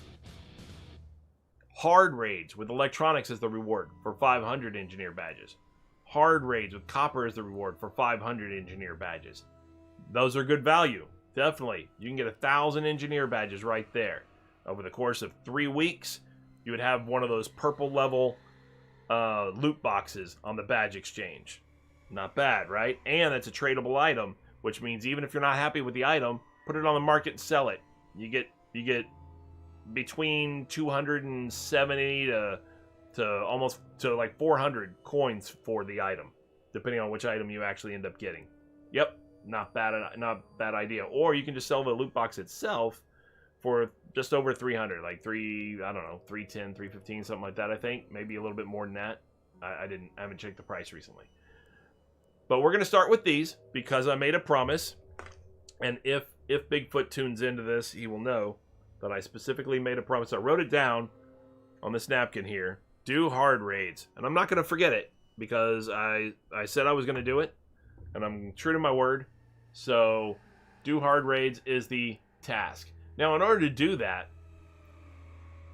these battles up here, they change as far as your opponents that you're against.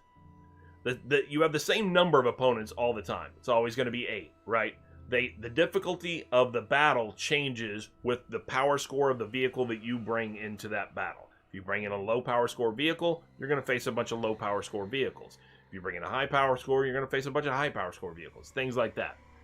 Raids are not the same. Raids do not care what power score vehicle you bring in. They are set up already based on the difficulty of the raid. So the 1 stars are easy difficulty level raids. They are going to have a certain vehicle builds as the bots that you're facing in that raid, okay? So if this one's against scavengers, like it says it is, and it's easy level raid, it's going to have easy level scavenger builds that you're facing. You know, the hard ones will have hard levels. In this case, it'll be lunatics, hard level lunatic build that you're facing. That's why they have power score requirements for them. Okay, because you are facing a certain level of enemy in these. And you're going to face various spawns of them, various waves of them, depending on what the raid is. Okay, the nature of the raid. What is going to be affected, not by your power score, but what may fluctuate as far as the strength of the enemy is concerned, is going to be the number of enemy that you face. And that's going to change based on whether or not you have to have a minimum of 2 players to that are queued up for a particular raid, for that raid to activate. If you only have 1, you're going to be waiting until a second person also queues up for it. But once you have 2, the game is willing to go ahead and send you on that raid, okay? A maximum of 4 players, and it does not fill in the gap. It does not fill in the blank with bots. It's not always going to be 4. It's just going to be 2, 3, or 4 vehicles running through that raid. And that's going to affect the number of enemies that you face. The strength of the enemies is based on the difficulty level of the raid, not on how many people you have in your vehicle. Or I mean, how many people you have in your group, or the power score of your vehicle. It's just gonna, the strength, the build is the same regardless. For the enemy vehicles, the same builds as far as the types of vehicles that are gonna appear in your raid. The only thing that's gonna change that is gonna be whether you have 2, 3, or 4 people in your raid. That's gonna affect how many of them you see to make it tougher. But once you're well over the requirement to be able to survive the raid, basically, it's not going to change anything. So you might as well go as powerful as you can go in a raid. Unless you have some reason not to. Like, for example, if I, instead of using my most powerful vehicle, I decided to go ahead and I wanted to get this destroy 60 parts with machine guns challenge done, then I could just build up a vehicle that has a bunch of machine guns. And it may not be my most powerful, but at least as long as it can win the raid and can accomplish this task here, destroying 60 parts with machine guns, then I'm good. You know, then that might be why I might not want to use my most powerful build, but instead use a specific build to meet a requirement. Otherwise, if I don't have a requirement like this outstanding, then I probably just want to use my most powerful build, because it's going to make the raid easier, you know? So why not, right? And because you don't want to come in with a vehicle that barely meets the requirements, and then you become a liability to your team because you're not very effective, and your team is sitting there going, you know, what the hell? Why are we having to cover for you? Because effectively that makes it a 3-person team. If you're not able to cut it, it makes it the other 3 people are forming all the real team, but they're fighting a 4-person team's worth of enemies. You know what I'm saying? So for raids, I tend to go with this build, 12,826 power score. All right, now that's my most powerful build. It's not a good PvP build because these vehicles these weapons are unprotected on top of the vehicle. And they are sitting up high and easy to target by the enemy, and that makes them not very bueno. Alright, what I am going to do though, just because I do have this machine gun requirement, and raids will give you more enemies to face, and remember how those PvE patrol missions don't last very long. Even though you're facing a bunch of bots, you can shoot a bunch of parts with your machine guns. That doesn't necessarily mean you're going to get 60 parts in one battle, because you may not have time, you know, because the battle may be over before you got 60 parts. I don't know, maybe tomorrow we'll have machine guns as the requirement part for the daily challenge. But what I'm going to do instead is I'm going to guarantee, because I have extra ammo boxes in here, so what I'm going to do is I'm just going to take, oh no, I'm sorry, not ammo boxes. Ammo boxes don't have a power score. 2 cooler. You know what? I'm not gonna take it in. Forget it. I'm just gonna forget what I was gonna do. I was gonna try to swap out and put a machine gun on here. I'll deal with the machine gun tomorrow. It's not an issue. Whether or not that's a requirement, I'll find out. I'll deal with the machine gun part tomorrow. But for today, I'm just gonna use my most powerful vehicle build. It's got these 2 retchers. They're legendary weapons. It's got a legendary cabin. It's got a legendary power plant in the vehicle, or generator, in other words, in the vehicle, and it's got a bunch of ammo crates, so it has pretty good stuff available to it. It is my favorite. It is my favorite. I like driving it. It's fun. It's fast, and it lobs out a lot of death. So what I am going to do, though, is going back to the challenges. Like I said, since I did make a promise, I am going to do the hard level raids with electronics or copper as the reward. Either one will do. That's fine. I'm doing hard raids this week, and we're going to go with either data theft or... And the title on this always begs for a dramatic read, and therefore... The War for Fire. And there we go. What's going on, Red? What's going on, Sego? How you guys doing today? Good to have you in. Always good to see you guys. I've had a heavy Tutorial Tuesday. Big time tutorial day. It's been walking people through the whole game. Not that there's been a whole lot of people tuning in, but the point is, I did the tutorial as I said I was going to do. So, because I've made Tuesday a tutorial day. So, if you guys know anybody who wants a tutorial or needs a tutorial, Tuesday's the day to tune in to me, and they will get one. I will put myself on the sacrificial block in order to do that, in order to accomplish that. For new players, hopefully they will catch wind of this, and it will all work out. I am doing well. Thank you very much for the sentiment. Alright, so we're going to go ahead and do The War for Fire. Always requires a dramatic read because I just think the name deserves it. We're going to do that. That's going to be against lunatics at the chemical plant. It has a power score 5,000 requirement. We more than meet that. It has a level 5 requirement with either lunatics, nomads, or faction or scavengers as the factions, excuse me, which we more than meet that. It has a 60 fuel cost. We have 200 fuel in our tank. That's another thing I forgot to point out, is that at the end of the day, remember I said you don't have to dip into your storage necessarily. You can acquire fuel and keep it in your storage, but each day at Greenwich Mean Time, midnight, Greenwich Mean Time, so in England, midnight, this will top off to 200 liters of fuel in your tank.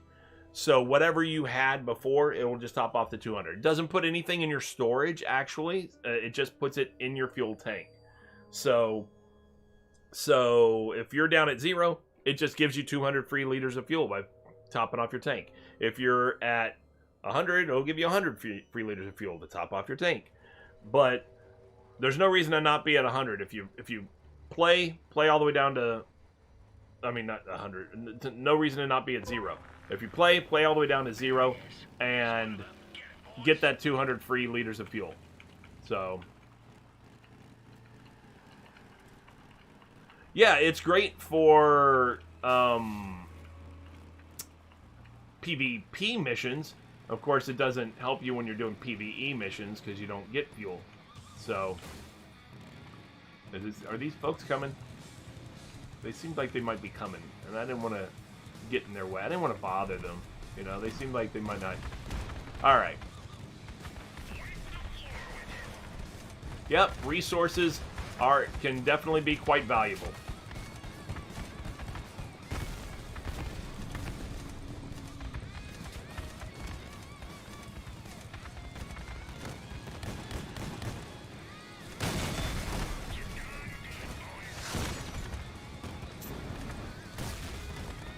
Stop it. Nobody likes to see.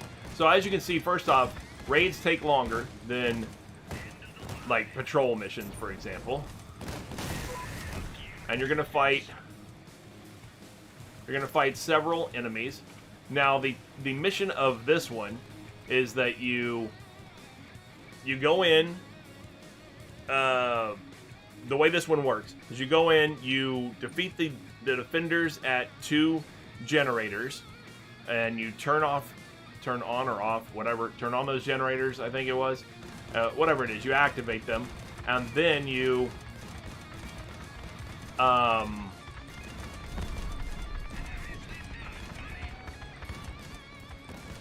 Then you have to come and defend a...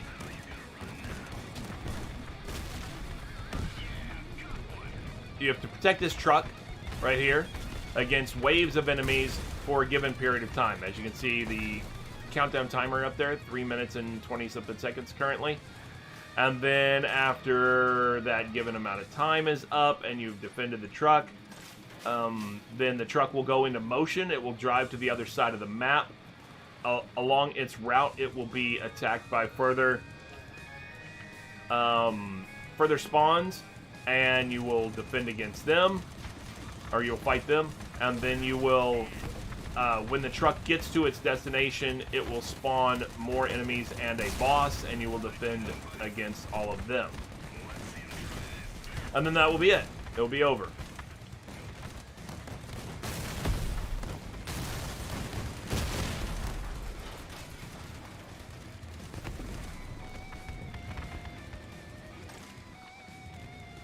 So you'll note also that if you have a weapon, now this is going to sound a little bit counterintuitive because you would think that pretty much all weapons are going to have ammunition, like machine guns and autocannons and things like that. Well, that's not true in this game.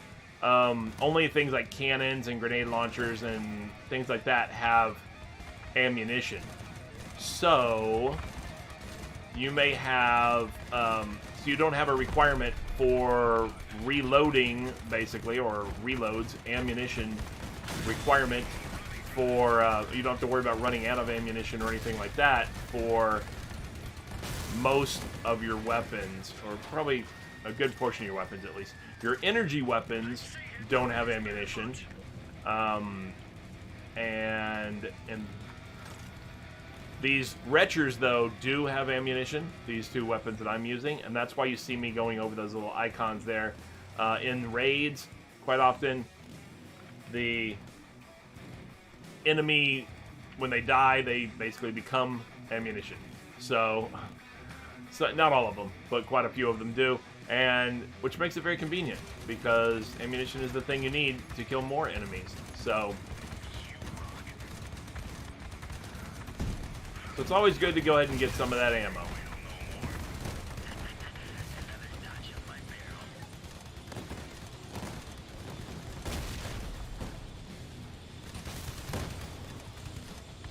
But you see that little ammo icon there. That is a way to get a refill. As you can see, I'm at 134 right now on each of my weapons. Now I'm at 151 at the bottom center, right below my vehicle. You can see what my ammo count is. The weapons by themselves, by default, these retchers, they start with only an ammo of 62, ammo capacity of 62. But I have several ammo packs that add to that, and that's why I start with 162.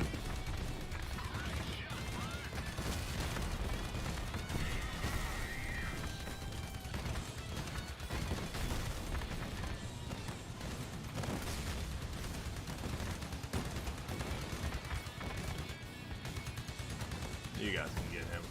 I'm not going to bother keeping on lobbing for him to do that stutter stop drive method. Alright, so now the truck is in motion. The time is up. As you can see, we're going to be fighting some more enemies along the way.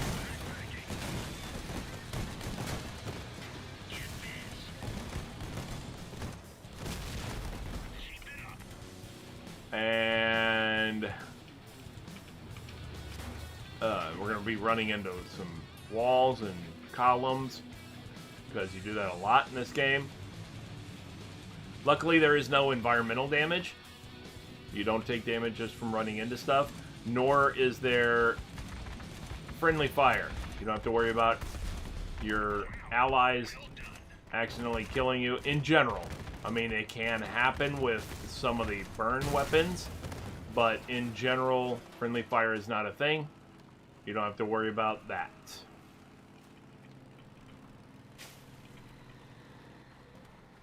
Oh, you got some more enemies spawning back here.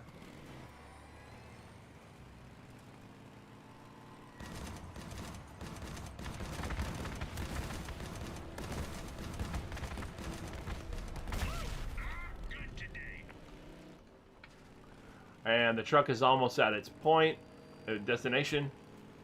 And think, there you go. So now the boss has spawned. You see his name at the top of the screen, Mayhem. And that's him lobbing those rounds, which kind of is no fun. And then that's him coming around the corner and smacking my pee-pee.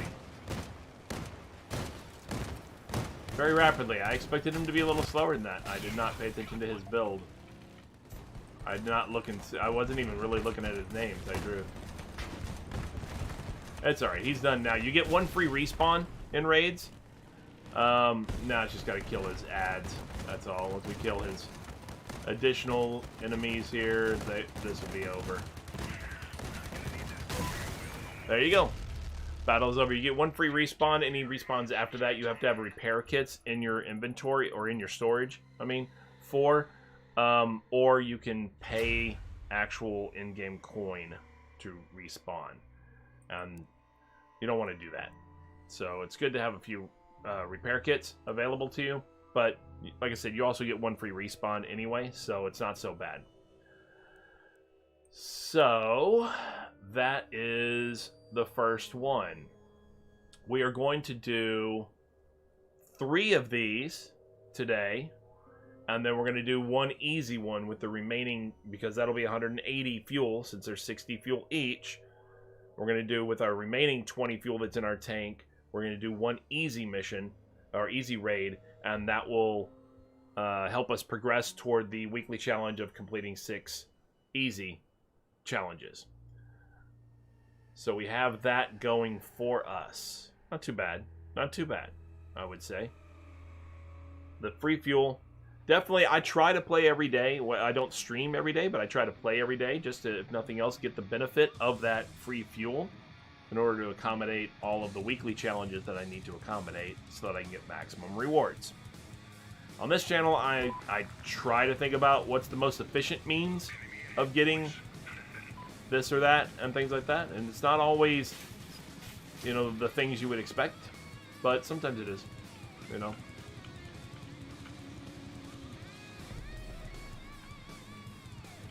Alrighty, right.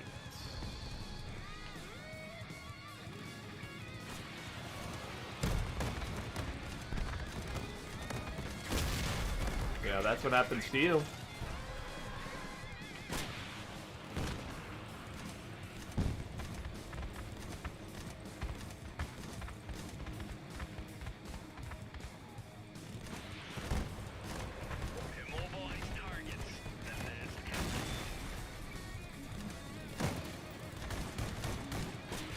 I keep overshooting that thing. Gotta stop. Man, why haven't I hit that thing? Man, I'm terrible with that. Here, you need to stop it. Your bad attitude's gonna get you nowhere in life. Oh my god. My shooting is terrible today. Terrible.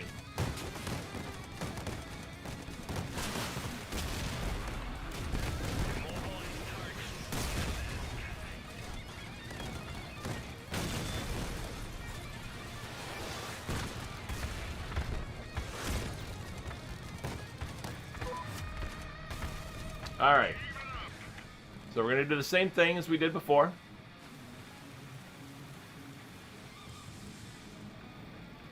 Yeah, absolutely, Sego.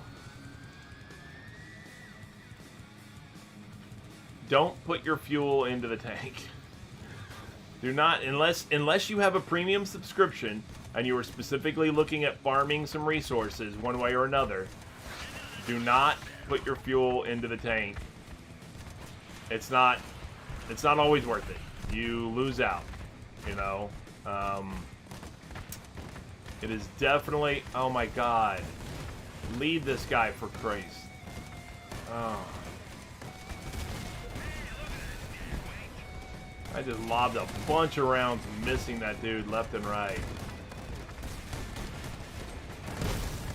My depth perception off on this map or something? I don't know what's going on. I know I'm going through a lot of rounds and accomplishing very little with it. Well, the good thing about it, though, is there's always more rounds. Hey.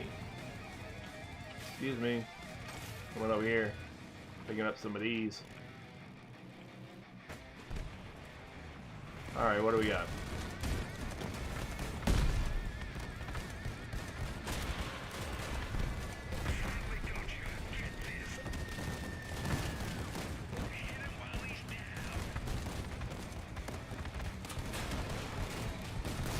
Thought you mean like if it was in storage?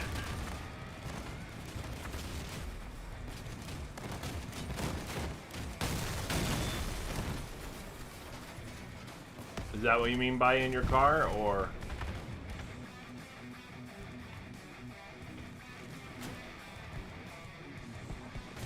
Oh, this, yeah.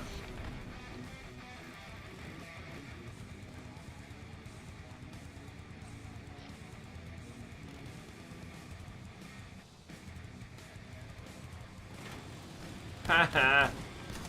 Thought you were somebody.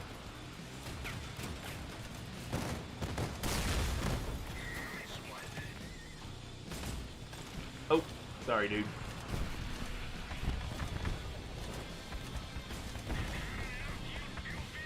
La-di-da. Oh, I'm just coming for him. Boop. Boop. Just gonna boop him on his snoot.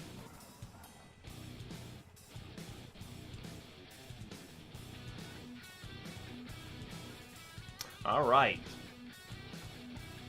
Well, I have spoken a lot over the last hour and a half, that is for sure. Tutorial Tuesdays requires quite a bit of chatter on my part. But I hope if anybody does tune into this, whether it be here or later on YouTube, I hope that they got something out of it. You know, that is the intent, is to teach folks who are getting their exposure to the game and may not know enough about it or are interested, or even players who are just started and just don't know as much as they think they would like to about a lot of the different aspects of the game. And I know I haven't touched on every single subject of it, but I do try to be tutorial in nature and provide quite a bit of knowledge at least. And I'm not, you know, the expert on everything anyway, so, but I do try. Oh my god, again. Thank you.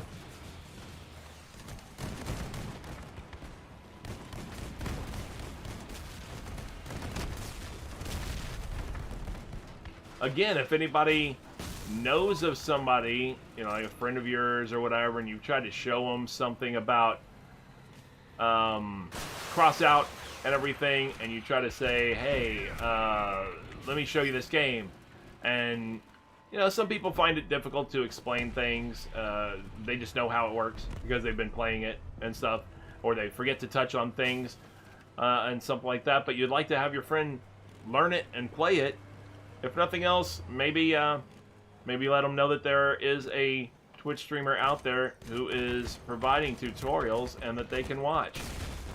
And I'm going to give you a hint what their name might be. I'll tell you right now. I'm Secret Squirrel. I'm your host. Welcome to Secret Squirrel Games. Anybody who might have tuned in since the last time I greeted everyone, thank you for tuning in, and I appreciate very much your viewership, as always. Please make sure that if you are enjoying or getting anything out of this stream, or learning anything, that's even better since it's Tutorial Tuesday, please make sure you go ahead and hit a follow. That would be very much appreciated. This video, like all my other streams and such, will be on my YouTube channel as well, even though it's only available on Twitch for a limited period of time, of course. I'm barely an affiliate at that, you know, so, but it will be available on YouTube, as I say. So if you want to show somebody, get away from me, get away from me, get away from me, If you want to show somebody a tutorial and teach them the game, this will be available as Tutorial Tuesday. With this, this guy is gonna upset me so bad. All right, I'm not using a repair kit. You guys can handle it. You guys can handle them. I took it twice. they're not going to handle them. They're not going to handle them. What's going on, Aaron? How's it going today? I was just wrapping up. I'm doing the daily and weekly challenges. I'm not wrapping those up yet. I'm still in the progress of those. But I was doing Tutorial Tuesday, as I call it now, and that is it was pretty much a full walkthrough of the majority of the game. Not all of it, but the majority of the game. Geared toward, of course, new players, and trying to make sure some folks have some knowledge of what the game is about and some ways to accomplish things and do things within the game, what the different things mean in the game, how to do things. It's all pretty good. You got May 1?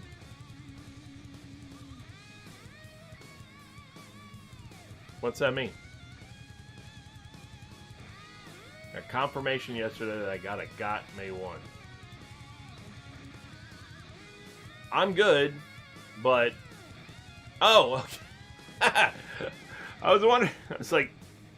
What's that supposed to mean? Alright, got a job. No, I get it. I get it. It happens. You type too fast. So you blur the words together. Excellent. Congratulations. Yes, absolutely. That's a good deal.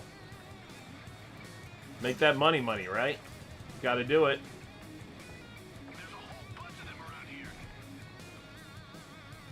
I mean, Crossout doesn't pay for itself, even though it's free.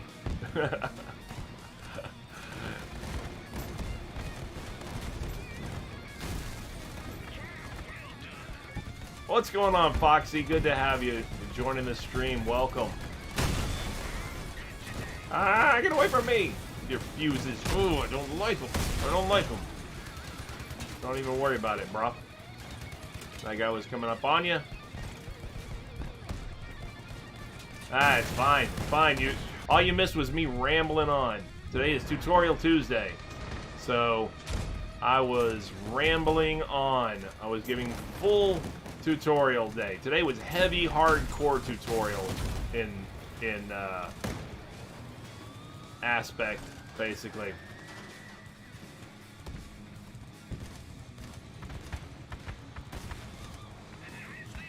No, hey, a job is a job, especially nowadays, right?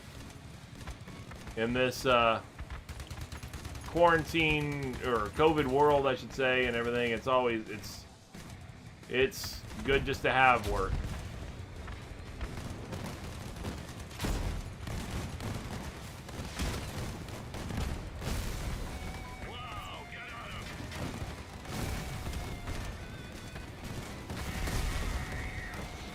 It's good just to have work. I mean, right now, this is all I got, so I understand. I totally understand. Ah!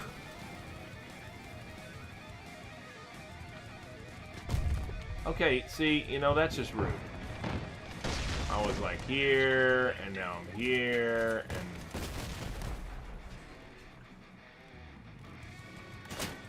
Alright, okay. Okay, that's fine. I don't care. Capkins. I don't care. Let these other guys get the capkins.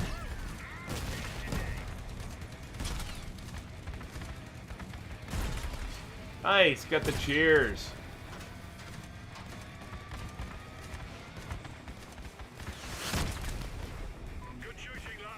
Yeah, this isn't... I'm not on top of my game today, I will say that. I'm gonna come around the corner up on a guy like that. BAM! That's right, right when you lift it up, I'd hit you and spun you. Nope, nope, no, no. Uh-huh. I don't need any of that. Barely got armor on me anymore. Feeling naked out here. Feeling naked.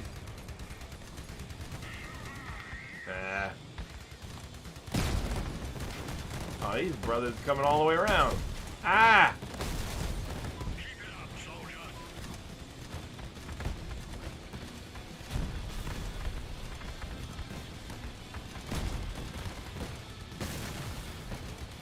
Yeah, you can get that guy.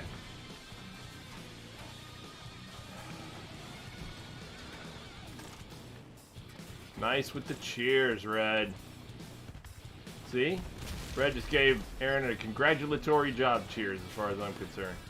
Or maybe that cold one was to cool down my burns. Either way. What do I know? Nice.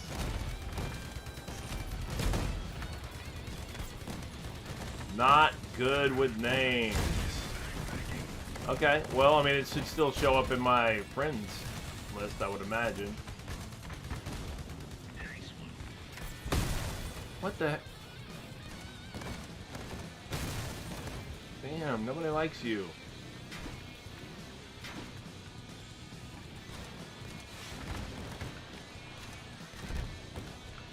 Oh my god, how many of these things are you gonna take? You're just gonna sit there and... Ugh. I'm not doing well. I'm not doing well on this one. What are you doing? Yeah, see?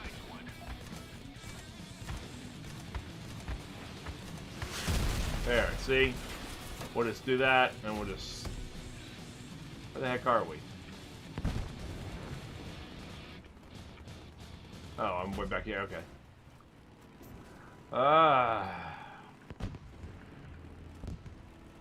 Alright.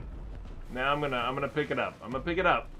Pick it up, chat. I'm gonna pick it up, fellas. Folks. First I'm gonna run into some of these containers. That gets me fired up. I like to run into some containers. Hey, Foxy, much appreciated. Thanks for the cheers. Much appreciatado. Oh, not good with names? Seen Foxy around? Is that what you're saying, Red?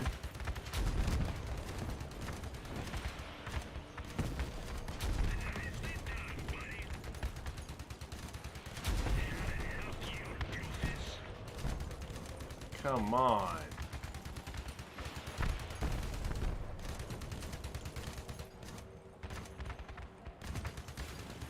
Yeah, Foxy's new name. Got it. Got it.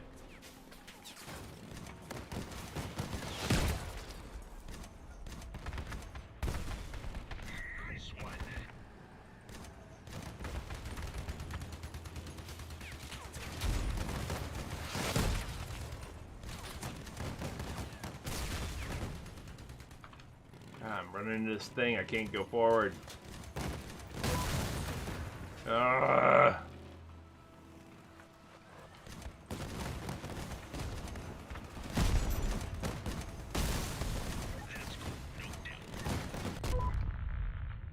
Alright, now what?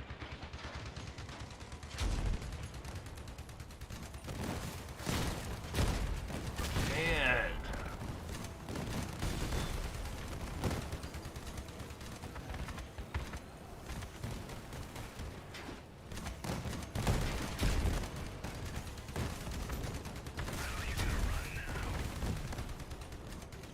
Man, this ain't no joke.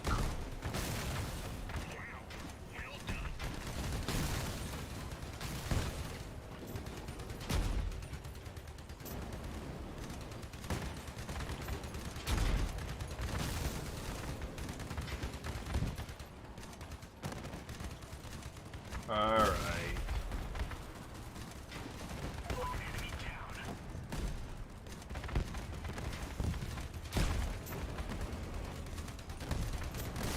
Boom.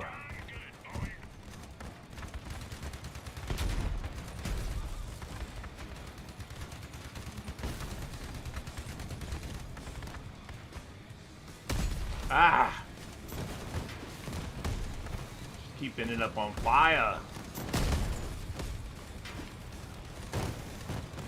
Why don't they warn me that there'd be this much fire? Like, say something in the mission description that there would be, I don't know, you're fighting people who like to start fires or something.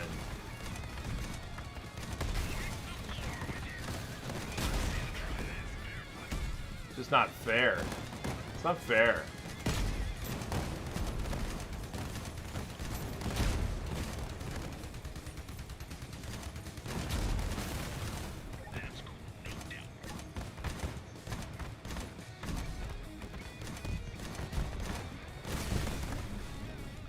Good God.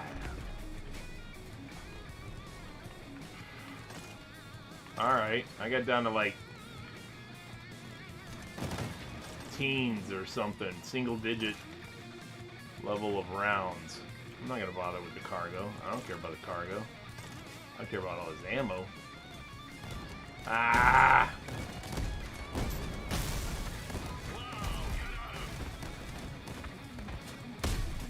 Stop it with the fire.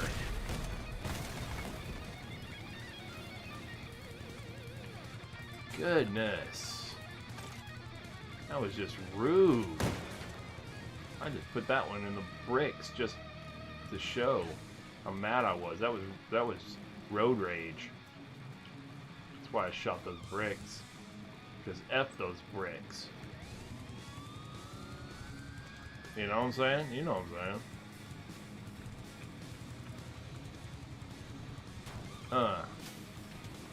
Ah!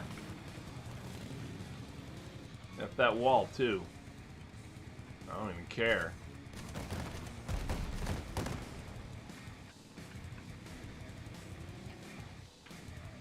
Ah!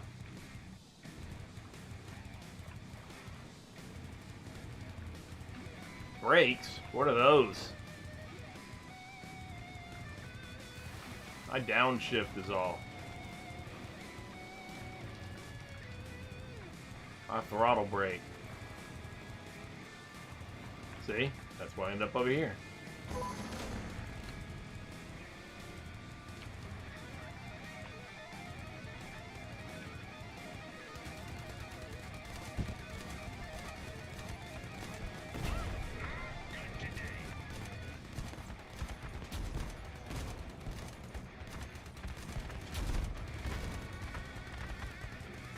Nope. No. No. Damn it. Alright, well, you know what?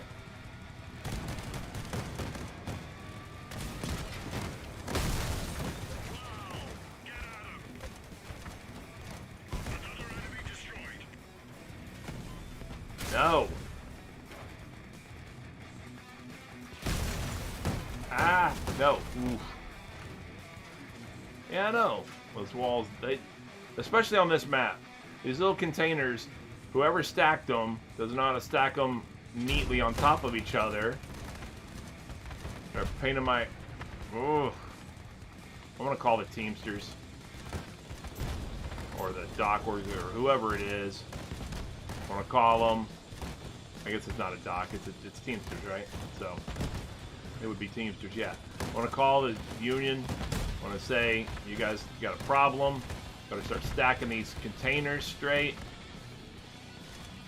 Because they're really screwing up my ability to drive in this terminal. Goodness. Ugh. Seems like it took forever. Because he's not large. And he's certainly not small.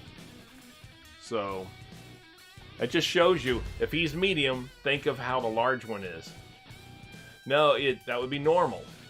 That would be normal as it goes between easy and hard. No, but yeah, if he's the medium boss, think of how large the large one would be. All right, that's not too bad. That's not too bad. What I get for that anyway? What I give for 241 copper. Bam. That's all right. So anyway. We're looking at 20 fuel remaining. Oh, yeah. So let me look at the other challenges real quick. First off, seasonal challenges. How are we doing? We only need this last one, and we only need 2 more of these patches in order to get 700 more experience toward the Syndicate here. Very nice. As far as our regular daily challenges, we've accomplished all of those. We've accomplished 3 battles in hard raids with copper as the reward. So we've got that going for us, which is nice. And then we have 6 battles in easy raids here to do, as well as some other normal ones and some other hard ones also. With electronics, normal ones with copper, normal ones with plastic, blah, blah, blah, blah. All that kind of stuff. We're going to go ahead and do, we have 20 fuel given to us for free. And likewise, we will have it again given to us for free. It's 2:15 p.m. my time. So in 4 hours and 45 minutes, we will have 200 fuel given again for free. So for tomorrow's stream, we will have 200 fuel starting tomorrow when we start streaming, which is noon Eastern, by the way, for anybody who might be tuning in now and is wondering, hey, I wonder when this guy streams again, next. Well, I'll tell you. First off, it's on my page. There is a little countdown timer. Secondly, noon Eastern Standard Time in the United States tomorrow. And that is not a tutorial specifically. I mean, it's still going to be tagged as a tutorial. So, because I'm always willing to answer questions and walk people through things. And I do still kind of walk through just the handling of the daily and weekly challenges. But it's not going to be a full hardcore tutorial like Tuesday tutorial is. Tuesday tutorial is going to be, or Tutorial Tuesday, whatever, is a hardcore tutorial where we walk through every aspect, pretty much at least. I've probably skipped a couple things, but for the most part. Like, I didn't actually show building a car. I just talked about how you can and shown how you can see all the parts, but I didn't actually show building a car. And that's obviously a key part of the game.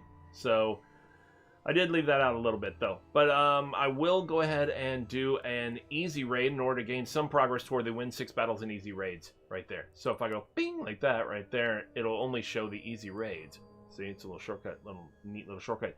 42 minutes before these raids changes, as anybody who's been watching will have remembered, I said that these green bannered ones will relocate around the map at various times, and they will rotate between the enemy type, the map, and the raid type. And any or all of those can rotate on an hourly basis.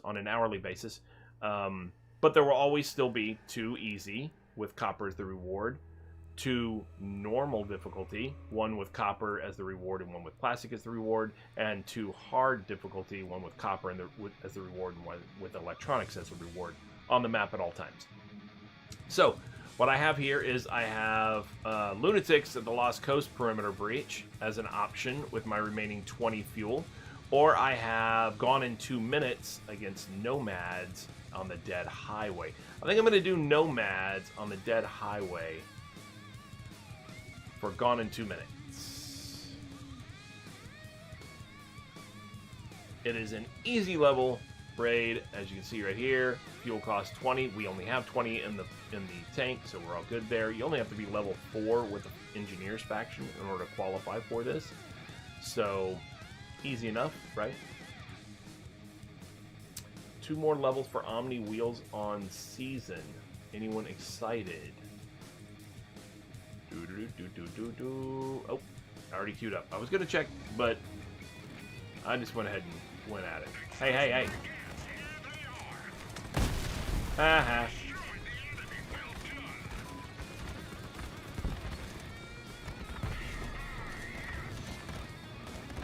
You ain't got no wheels.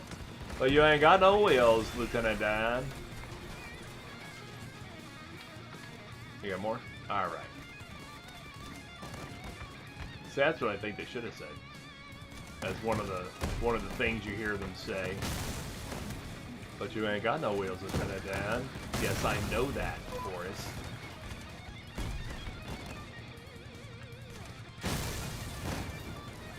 Figured I'd get my sea legs. But you ain't got no legs, Lieutenant Dan. Ha ha ha. Oh, there's still one back there? Oh man, is that going to be an issue? Is that going to be an issue that we're going to have to like come all the way back for? I'm just going to go get them. I don't want it to be one of those things where you don't complete the mission because there's some dweeb down here who's barely alive that you got to go back and find. I'm batting cleanup over here. Okay. I'm coming, I'm catching up. Don't worry. I'm not a slow car. I will catch up.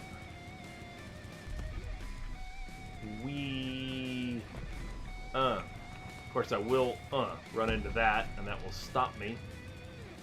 I knew it was going to happen. I knew it was going to overcompensate on one turn, and then spin around into the other, and then end up running into a wall. It was bound to happen. It was inevitable. Inevitably. Inevitably. I'm here. I'm here. I'm still a part of this team.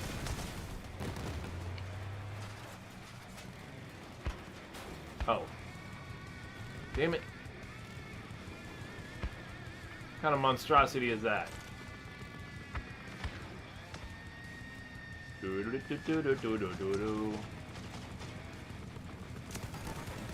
don't even care anymore. I don't even care. I don't care about you. I don't need you. I don't need anything. Ooh, I need this. I need this thing. But I don't need anything. I just need this. Just need this lamp. And just need this ping pong paddle.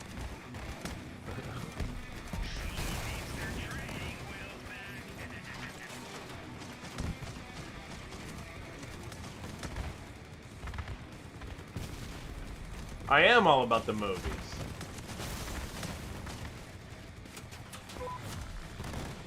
Thank you for recognizing that.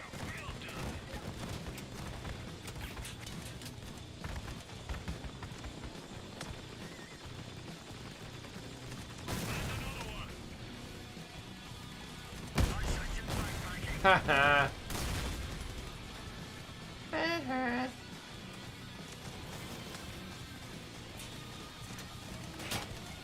I love that episode of The Simpsons. I haven't watched The Simpsons really that much in a long time. But I love that episode of The Simpsons. It's just perfection. Nelson, you know, the little bully kid and all that stuff or whatever. And The Simpsons had gotten a trampoline. Anybody remember that episode? And they were playing on the trampoline in the back, and Bart jumps and tries to do some kind of little stunt or something like that, and ends up falling off the side of the kabunk off the trampoline onto the ground, whatever, and all this kind of stuff or whatever, and he ends up hurting himself.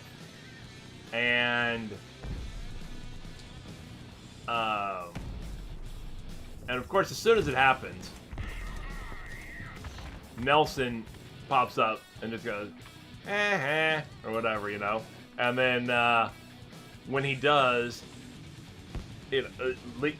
people had rushed over the other kids had rushed over to help Bart, and I think Lisa, even says, "Hey, this isn't funny. Bart really hurt himself," or whatever, right? And as soon as he does, Nelson just goes, "What? I said, I was like, yes. I mean, be true to yourself, Nelson. I mean, this is a no bullying zone. I get it. But be true to who you are. You know? You got to recognize. You got to recognize who you are and be true to that.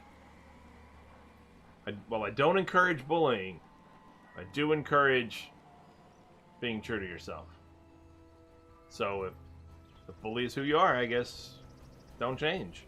Don't go changing to try to please me, right? We're back to that, right? Wasn't that you, Sega, the other day? Quoting some Billy Joel there? I believe that was you.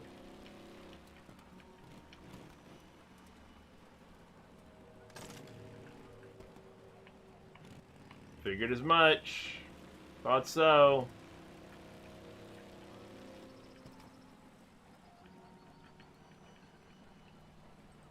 Oh, want to be stealth on it, some bitch.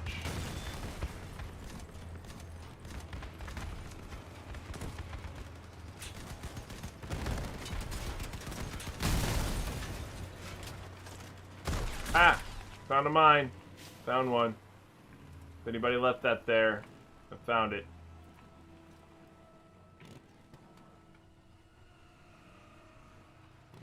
How many times have I told you kids to pick up your mines?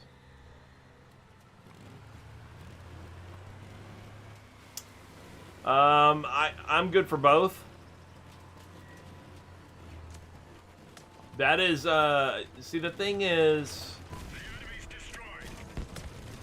that is what I've used a large portion of my brain power for, is, you know, various trivia, but definitely song lyrics, movie quotes, movie quotes, and commercial jingles.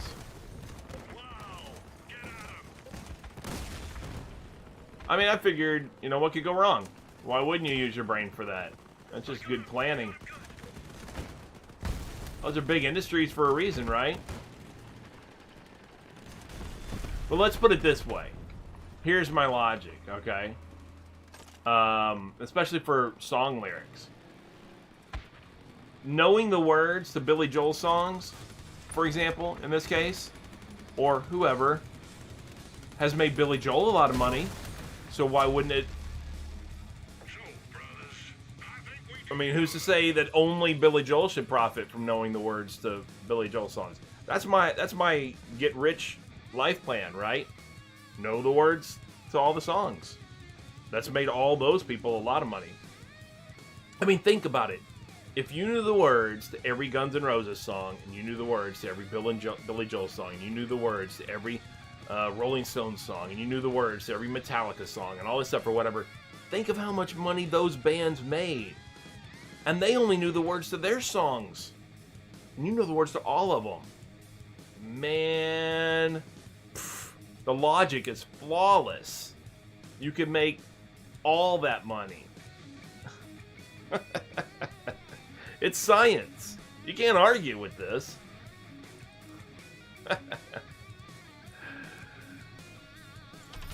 All right. So we got that other seasonal challenge done as far as the daily challenge is concerned. Oh, it's working great. Great. I mean, it's a work in progress, but it's great. You know, I'm still making sure that I got all the lyrics and all the movie quotes and stuff down, you know. But you know, when it's game time, I'm good. I'm good for it. So we do have this one challenge that I can do tomorrow.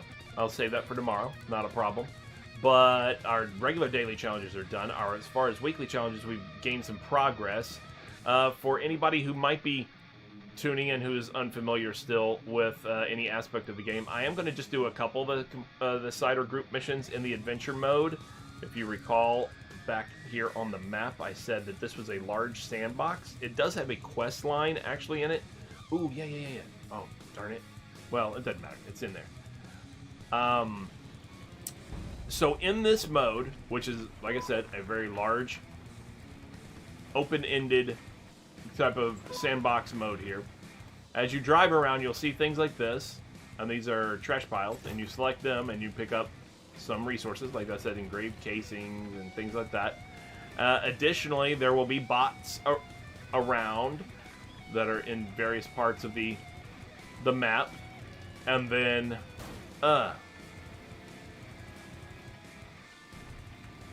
is this the map that you mean for Bedlam? Is that what you mean?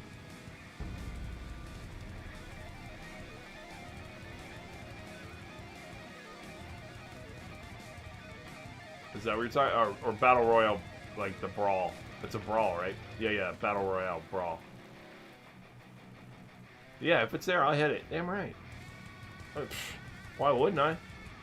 Alright, so you have various side quests, like this one with this little "you are here" marker, you know, above it. First off, you see these posts, they'll be lit up when there is a quest available. Sometimes you'll see these posts and they will not be lit up, and that's because there's not a quest available. Or you may see them and they're not lit up, and that's because you are already on a quest and you can only have one side quest like this active at a time. So once you select one, all the other posts and stuff won't be lit up, whether they actually have quests available or not, until you finish your current one. So this one is, you go and scout an area, and by scouting an area, it just means it's going to dispatch you to 4 particular points. You're going to hit those 4 points. There may or may not be enemies there, depending on which points that it sends you to. This quest giver will have a certain certain number of points within a certain radius, basically around this location where his points will be, but they will be random as far as which ones of those points it sends you to, and which 4 of those points, I should say, it sends you to. And you see you get a little reward there, and you get a little faction reputation, as well as some bullet casings or whatever, some shell casings. But like you see the first point on the mini map and over here, and we race over here, and yes, there are enemies that usually spawn over here. Likely they will spawn here in just a moment, but we lucked out as far as that goes. I mean, I say lucked out, really they lucked out. To be honest, my vehicle is, you know, very much above their power score level. So, especially considering that they're right there near, like, the beginning where you load into the map. So, the second point will be over here. There should be some scrap right here. You start to learn the spawn locations, and once you play around on this map a bit, as far as where scrap may be, where these little scrap piles may be that you can pick up, and then you also learn where the points are, though like I said, it randomly decides which ones it's going to assign you, but you know where the points are at least once you've played the map a little bit too. There are other different types of side quests. This particular one is just go to the 4 locations, scout them out.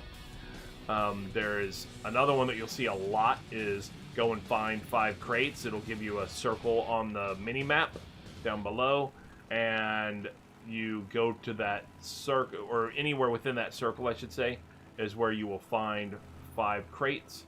Again, depending on which quest giver location you're going from, it will help determine where you can find the crates basically. And once you get used to them, for like where are the crates for this quest giver versus where are the crates for a different quest giver, then you know it makes it easy. It does become a bit tedious and definitely repetitive, but see, I ran into that rock as I got that scrap.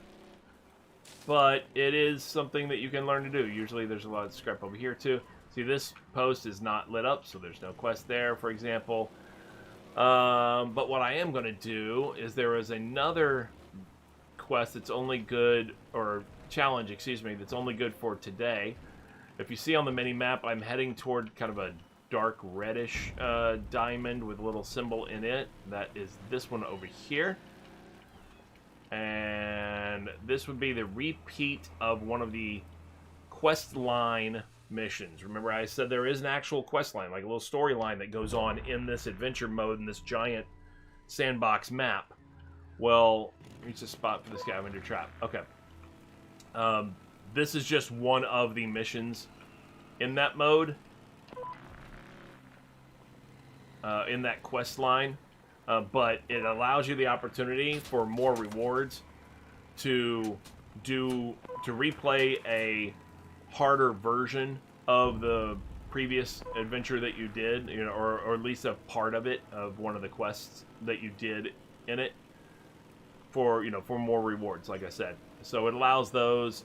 It'll allow you one at a time of those. On a weekly basis, basically, or every few days or something like that. I don't recall exactly. Yeah, I wish they developed this more too. I wish. I mean, don't get me wrong, they did okay, but especially considering, I mean, I guess you could ultimately say this is, you know, the PvE still gets secondary status as far as their design is concerned. They're more interested in balance issues and PvP.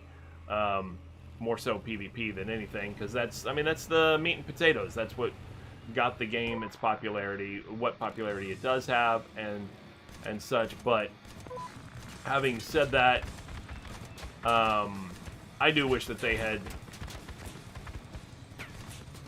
completed some more of the PvE and developed it a bit more.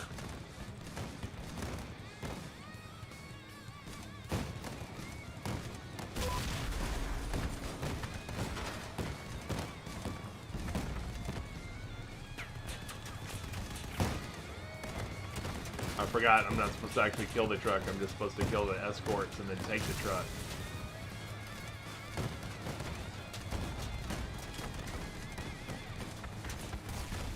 There you go. Yeah, I think they did great with it too. I mean, especially considering you don't actually have people in the game, you only have cars, so it does seem a little awkward sometimes at times, but it's alright. It is what it is. It's definitely not bad.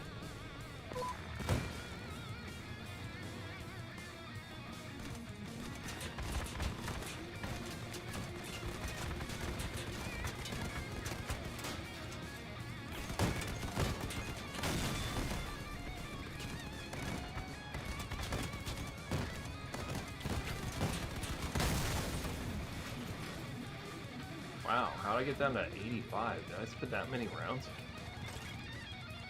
Wow. Wow. That one all ammo crate put me all the way back up to 162 from 85. That was a big ammo crate. Usually the reloads don't give you that money.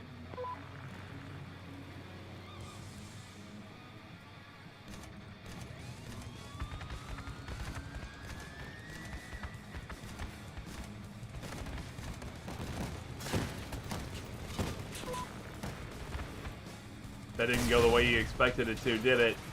Saw blade guy.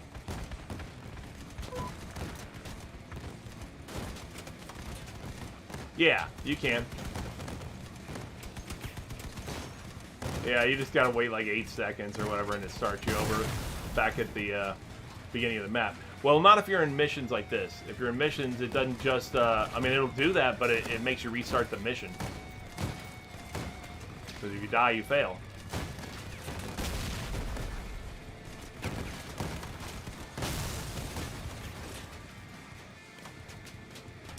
So there's that.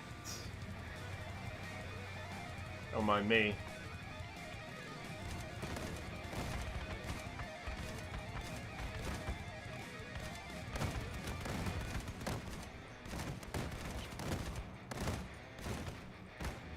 Aww. Your truck looks a little damaged.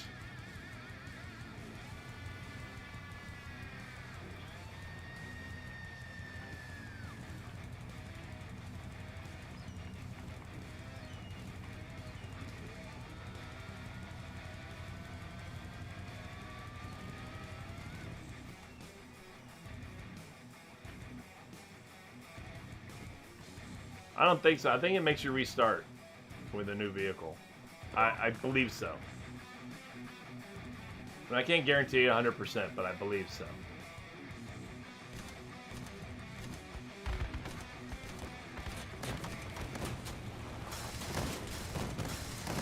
Okay. Would you like to have a heart-to-heart? I'll stand there and talk to you. And no, Sego. Here's a reference. And no, when I said heart to heart, I'm not referring to the Robert Wagner detective show. Yeah, there you go.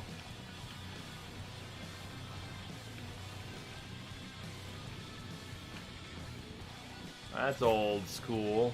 Old school reference there.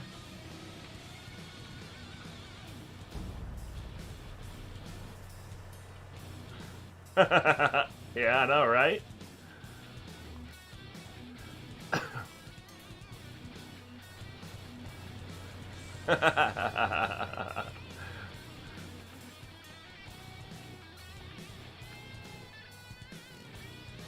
Hey, don't honk at me. You got all this room over here. You can drive around me.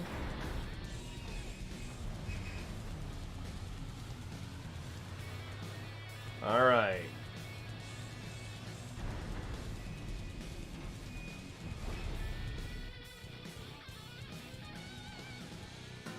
And that's it. That's all it took. Redoing that one mission and got me 4,000, whatever. Yeah, I did. All right, so for those who are unfamiliar or whatever, there's an achievement for which you also get a legendary appearance item that gives you a bonus to your reputation when you have it equipped to your vehicle that I never use. I'll just return to the garage here. Oh, and I leveled up with nomads, so look at that. Nothing wrong with that, right? Nomads level up. Thank you. Thank you very much. It gives you the achievement.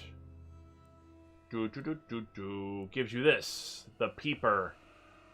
It is a busted camera thing. Oh no, I don't want that. I didn't mean to click on that. Well, whatever. Anyway, here, this.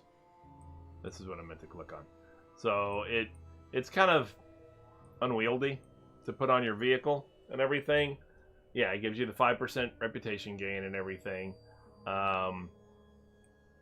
If you go and you find 76 different hidden cameras around that sandbox map that we were just on, the adventure map. Not that I would, yeah, it's awkward to put on. It takes up a bunch of space unnecessarily. It's not attractive. It's appearance. Yeah, I know it affects the appearance. Doesn't make it look better, but yeah, it does affect the appearance, sure. But you know,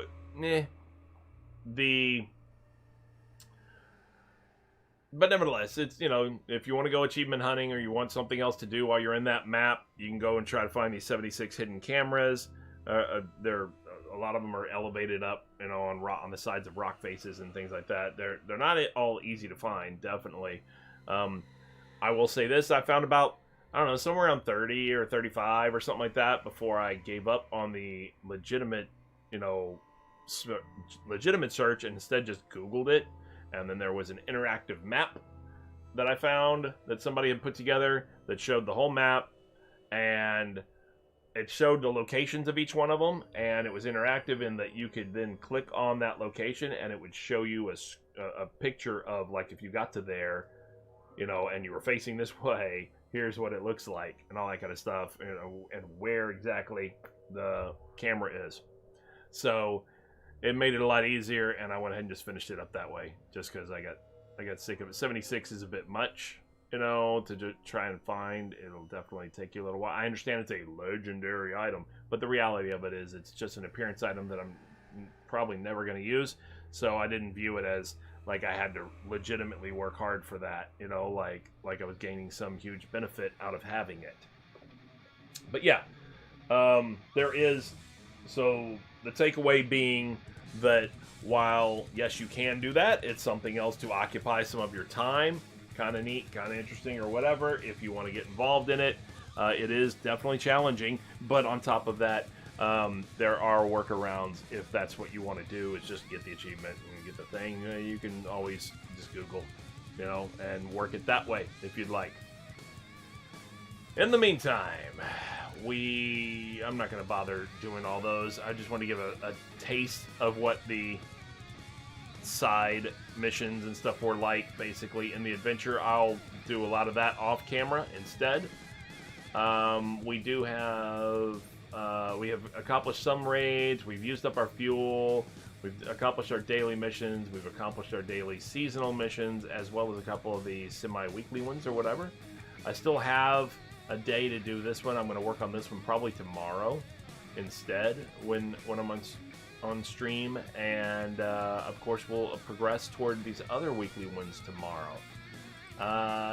Today it was heavy tutorial again for anybody who tuned in late.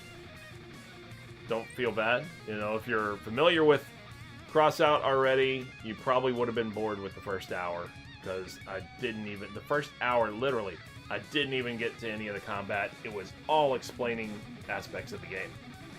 So don't feel bad, Foxy. I know Foxy tuned in late. Don't worry about it. All you missed was a lot of talking my way through things, you know? So bear that in mind. I've mentioned it a couple of times for anybody who's familiar with my channel. I've mentioned it a couple of times that my intention is to expand the horizons of this game beyond of this channel beyond this game. It's not just going to be a Crossout channel, because let's face it, the community. As much as I'd like to grow the community, there's just not enough of a crossout community for real channel growth, and I would like to expand the channel.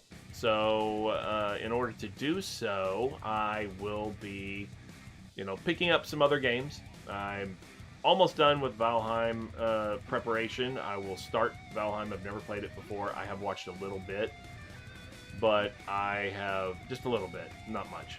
Watch a few streamers mess around and chop down trees and build a little bit of their house and fight like one deer boss guy or something like that, if you're familiar with Valheim. But I don't know much else about it. I do intend to start playing that soon. I might start playing Red Dead Redemption 2 again, as I didn't finish. I didn't really progress that far in the storyline on that. So I am... What kind of server? Discord server? Oh, you mean in Valheim? Private server? Is that what you mean?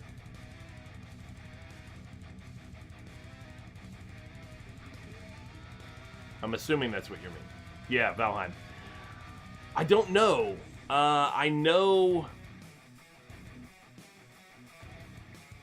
That's weird. Why did your name all of a sudden just lose the first? Did your... Maybe your subscription expired, or whatever, expired. I wonder. That's weird. The first icon by it, just went away. So... Oh, and now it's back. Okay. Nevertheless. I don't know. I know that you can do that. If I have friends in the chat who would like to join me, then I would definitely like to do that. That would be awesome. I want to say it's like $30, but I'm not positive. I have to look and see. I have to look into the details of it. I've seen a couple of people who have done that and are playing with I've seen a couple of streamers who are playing with their followers and everything like that. I don't know the details of exactly what all's involved in setting that up, but I'll look at it. It's a consideration, especially if there's any real interest in my followers or whatever coming and joining along with me. Then that would be awesome. Warframe. Why does that sound familiar? Did we talk about that? We talked about that, right? Yeah, was that you that was talking about it the other day? That was the one that's kind of like Mech Warrior? Is that what you're saying, Red?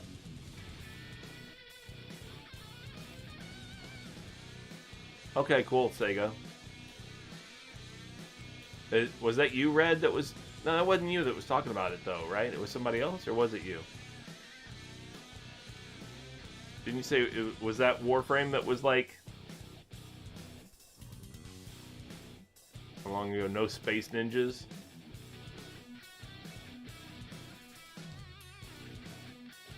You're losing me, man. You're losing me. Way back when. Well, maybe it was somebody else that was more recently talking about it then. If it was Warframe, it was something like Mech Warrior or something like that. First-person shooter co-op. Oh, no, so not Mech Warrior. Space Ninjas is what... I think... Oh, hold on. I think I do remember... I think I remember seeing that on Steam at one point. I don't know the game. Don't know the first thing about it other than I think I have seen it. You know what? I'm going to look it up on Steam real quick. Because I believe... Ooh. What, is that on sale? Oh, it's not very much on sale. Warframe. Yeah, free to play, but I'm sure you probably need all the packs or something for you to be worth anything. Is it a pay to win kind of thing if it's free to play and you need all these packs?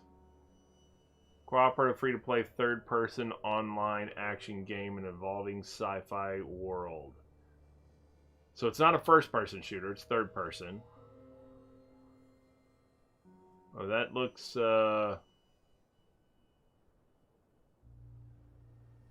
pretty flashy. Lots of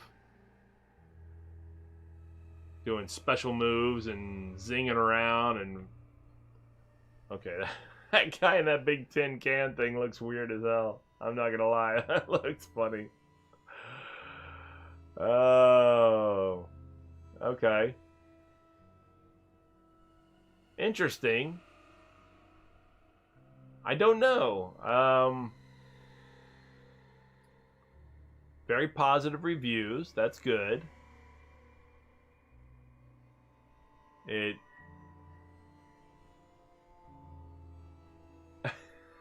tin can thing cracks me up. I don't know. Um, yeah, I don't know. I'll have to look a little deeper into it. Totally free to play, but and not like pay to win or anything like that. Is it PvP or is it all PvE? Oh, that's cool. I'm a big fan of that. If there's a good community, then I like it. You know, I like that very much.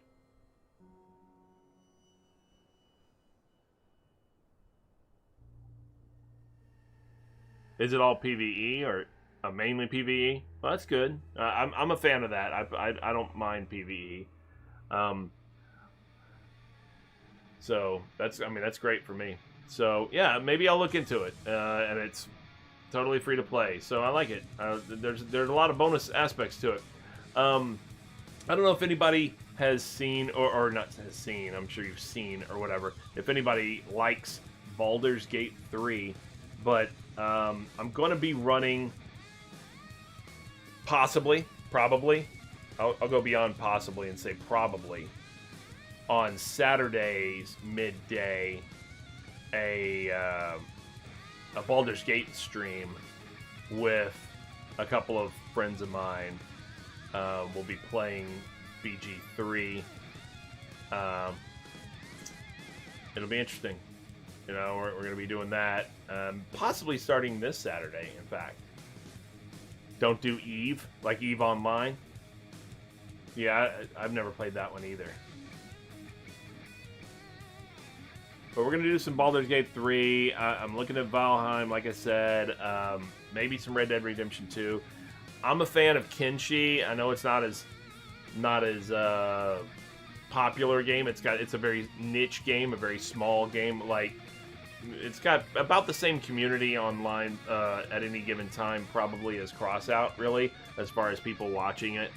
So it's not, it's not a big channel growth thing, but I enjoy the game, and I think if I'm streaming this much, my girlfriend's not gonna let me just play games, because she'll be like, you play games all the time, so if I want to play a game, I have to make it a stream or I'm never going to get to play it.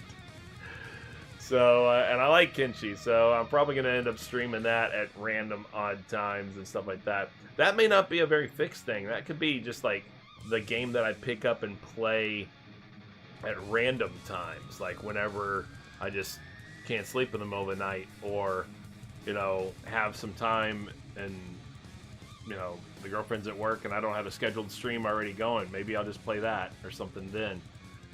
We'll see. But I'm going to start scheduling some other games, so if you're interested in seeing any of that or whatever, make sure you keep an eye on my page and see what my schedule starts to reflect. There will be some ad hoc games, like I said, that just pop up, but there will also be other games that start appearing on my schedule. So just bear that in mind. Also, Sego, I know this affects you, considering that you watch or listen during the day, at least, because you usually just have it on in the background. The stream, remember how I got to a late start last Friday? The stream is going to be probably pushed a little later on Thursday and Friday. It's not going to be noon to 2 Eastern Standard Time. Noon to at least 2, I should say, Eastern Standard Time. It'll probably be pushed back a little bit later on Thursday and Friday. Yes, trying to help my numbers. That's exactly it. Yeah, I think I explained that about trying to get some exposure to other parts of the country and things like that a little bit. So I'm probably going to push my stream back a little bit on Thursdays and Fridays. Tuesday and Wednesday will maintain noon to 2 Eastern Standard Time. And by 2, I mean at least 2, because we usually go past it. But And then on Thursday and Friday, I'll probably push back to somewhere around, I don't know, 3 or 4 p.m., you know, and still do at least 2 hours that way, Eastern Standard Time. So that would make it, you know, 2 p.m. to 3 p.m. or so in Central, for example, or noon to 1, somewhere around there, Pacific, things like that. So that's just some things I'm looking at doing, some change. I'm looking at trying to switch it up, trying to get a little bit more exposure out there. I mean, I have to do the things I have to do if I want the channel to grow. I mean, while I appreciate and love every bit of you guys, of course, you know, it's, you know, if my intention is to grow, unfortunately, the crossout community is just too small to limit myself to that. So, if you're interested in, if you guys are only interested in crossout, then that's fine. I just want you to know when the times are going to change to on Thursday and Friday, and what Tuesday and Wednesday are going to be the same, and all that stuff. Not a problem. But if any of you guys are interested in following along with me as I go to other games and stuff like that and check out other games, I wanted to make you aware that there will be opportunities for that as well coming up. Understood either way, you know? But thank you very much, definitely, for your viewership, as always, today. Hope to see you guys back again tomorrow, noon Eastern Time. I'm going to go ahead and wrap up this stream and get to work on finishing up putting together a playlist, I think, for background music for Valheim so that I can start that stream soon. Alright, thanks a lot, guys, for tuning in. Coming up on 3 hours as it is right now. That's probably a good time for me to wrap this one up. Thanks once again, as always. Anybody else who has tuned in and is unfamiliar with it, this is Secret Squirrel Games. I am your host, Secret Squirrel. I thank you all for your viewership, as always. Anybody who might be new to the channel, who is not presently following, in other words, please feel free to hit the follow button. If you're watching this stream on a playback on YouTube, please, if you enjoyed it, make sure you hit the like and subscribe buttons on YouTube. Thank you very much. Hope to see you guys on the next stream. You can always catch me over on twitch.tv/Secret Squirrel Games. No spaces, all one word. Or on YouTube at Secret Squirrel Games, with spaces in between, though. There's 3 separate words. Same logo as this one right here above me. Appreciate it, everybody. I'm not going to bother sending you guys on a raid with anybody today. I don't think it's really necessary. There's only a few guys on or whatever, and, you know, some folks appreciate different viewers. Everybody has their different tastes and stuff like that. So I'm just going to let you guys go today. Have a great day, all of you. Enjoy the rest of your days, or rest of your day. Much appreciated that you guys spent some of it with me today, though. Thanks, guys. Take care.